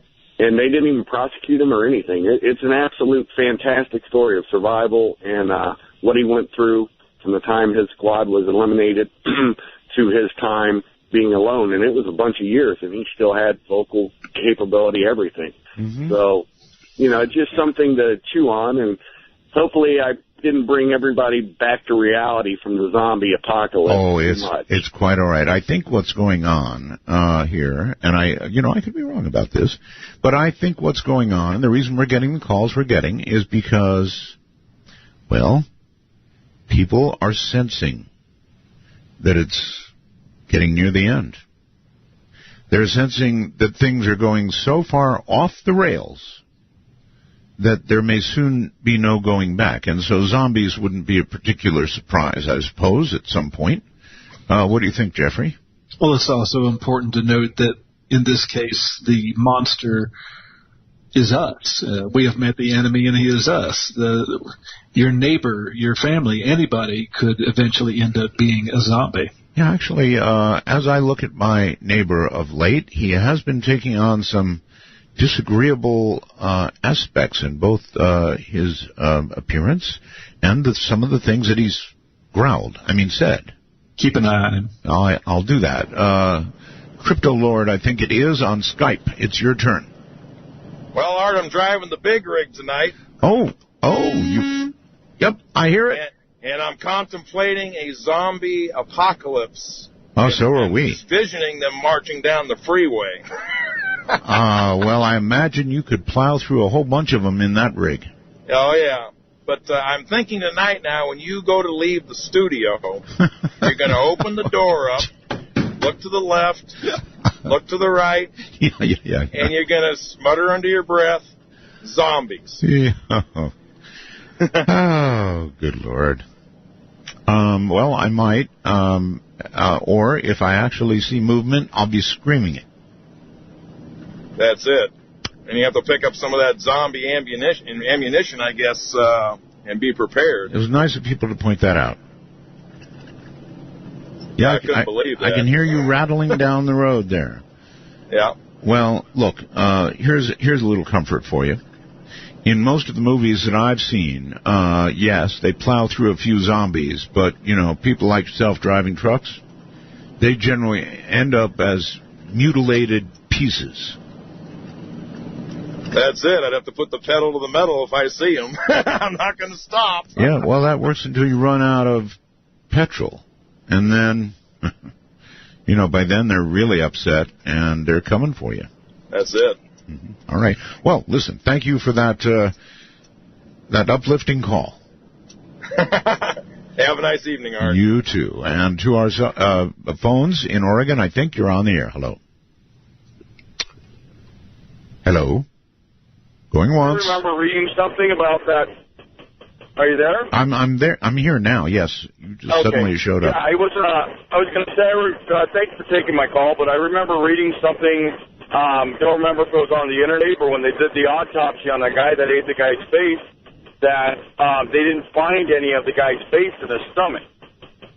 It was something weird like that. I think I recall reading something like that. Do you remember anything like that? No, I don't, because I don't remember a follow-up story. But how could they not? Because they didn't find, as far as I know, they didn't find the pieces there adjacent to the bodies. So then where are the pieces? That was a weird thing I thought was really weird, is how did he not have it in his stomach, but they didn't find it at the scene, which blew me away, and I was thinking, well, where did it go? I had the same question, but... I know I'll spend the rest of the night thinking about that myself. That's baloney. Appreciate the... What is that noise in the background? Oh, I'm driving a big rig, too. Doggone. All right, thank you very, very much for... How did you guys find out about me anyway?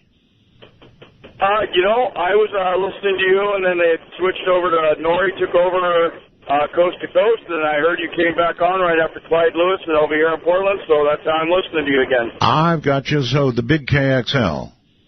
Yes, sir. I appreciate the call. Thank you. You have a good one. Thank you. Right.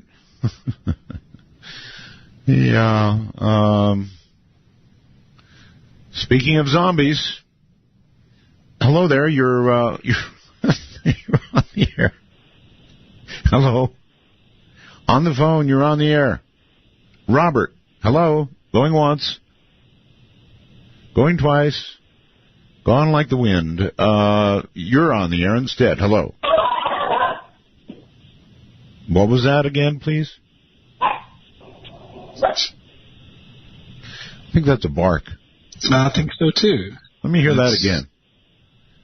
Come on, bark it up. Now they're gone.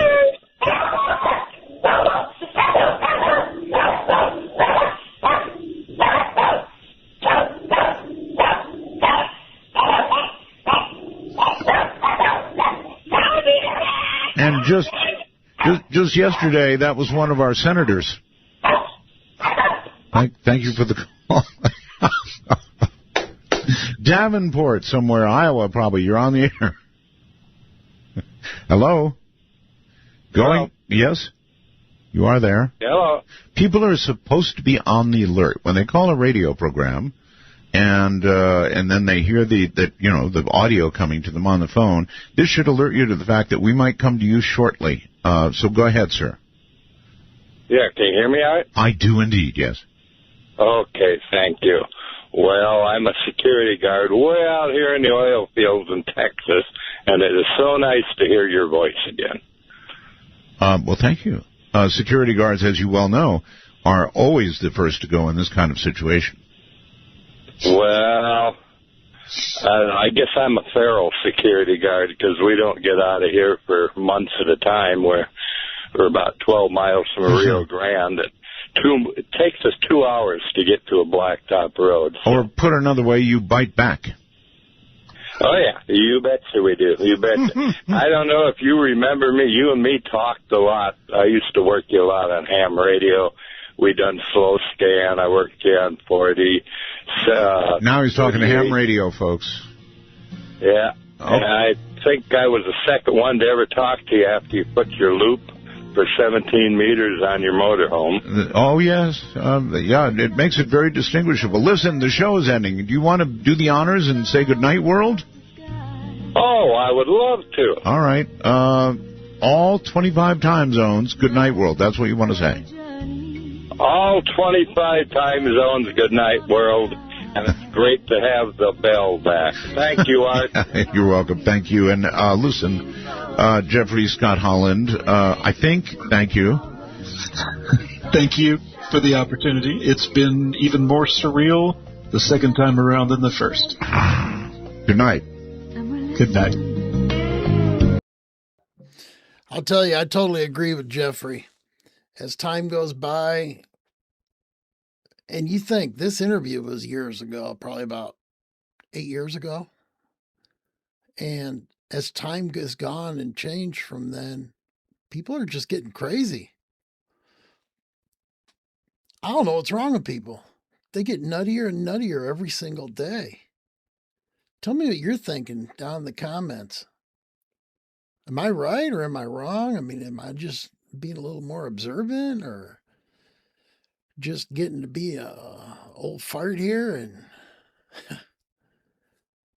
I don't know. But I can tell you, you go to the store, people are much angrier all the time. It's, I don't know. It's really weird. Well, thanks for listening.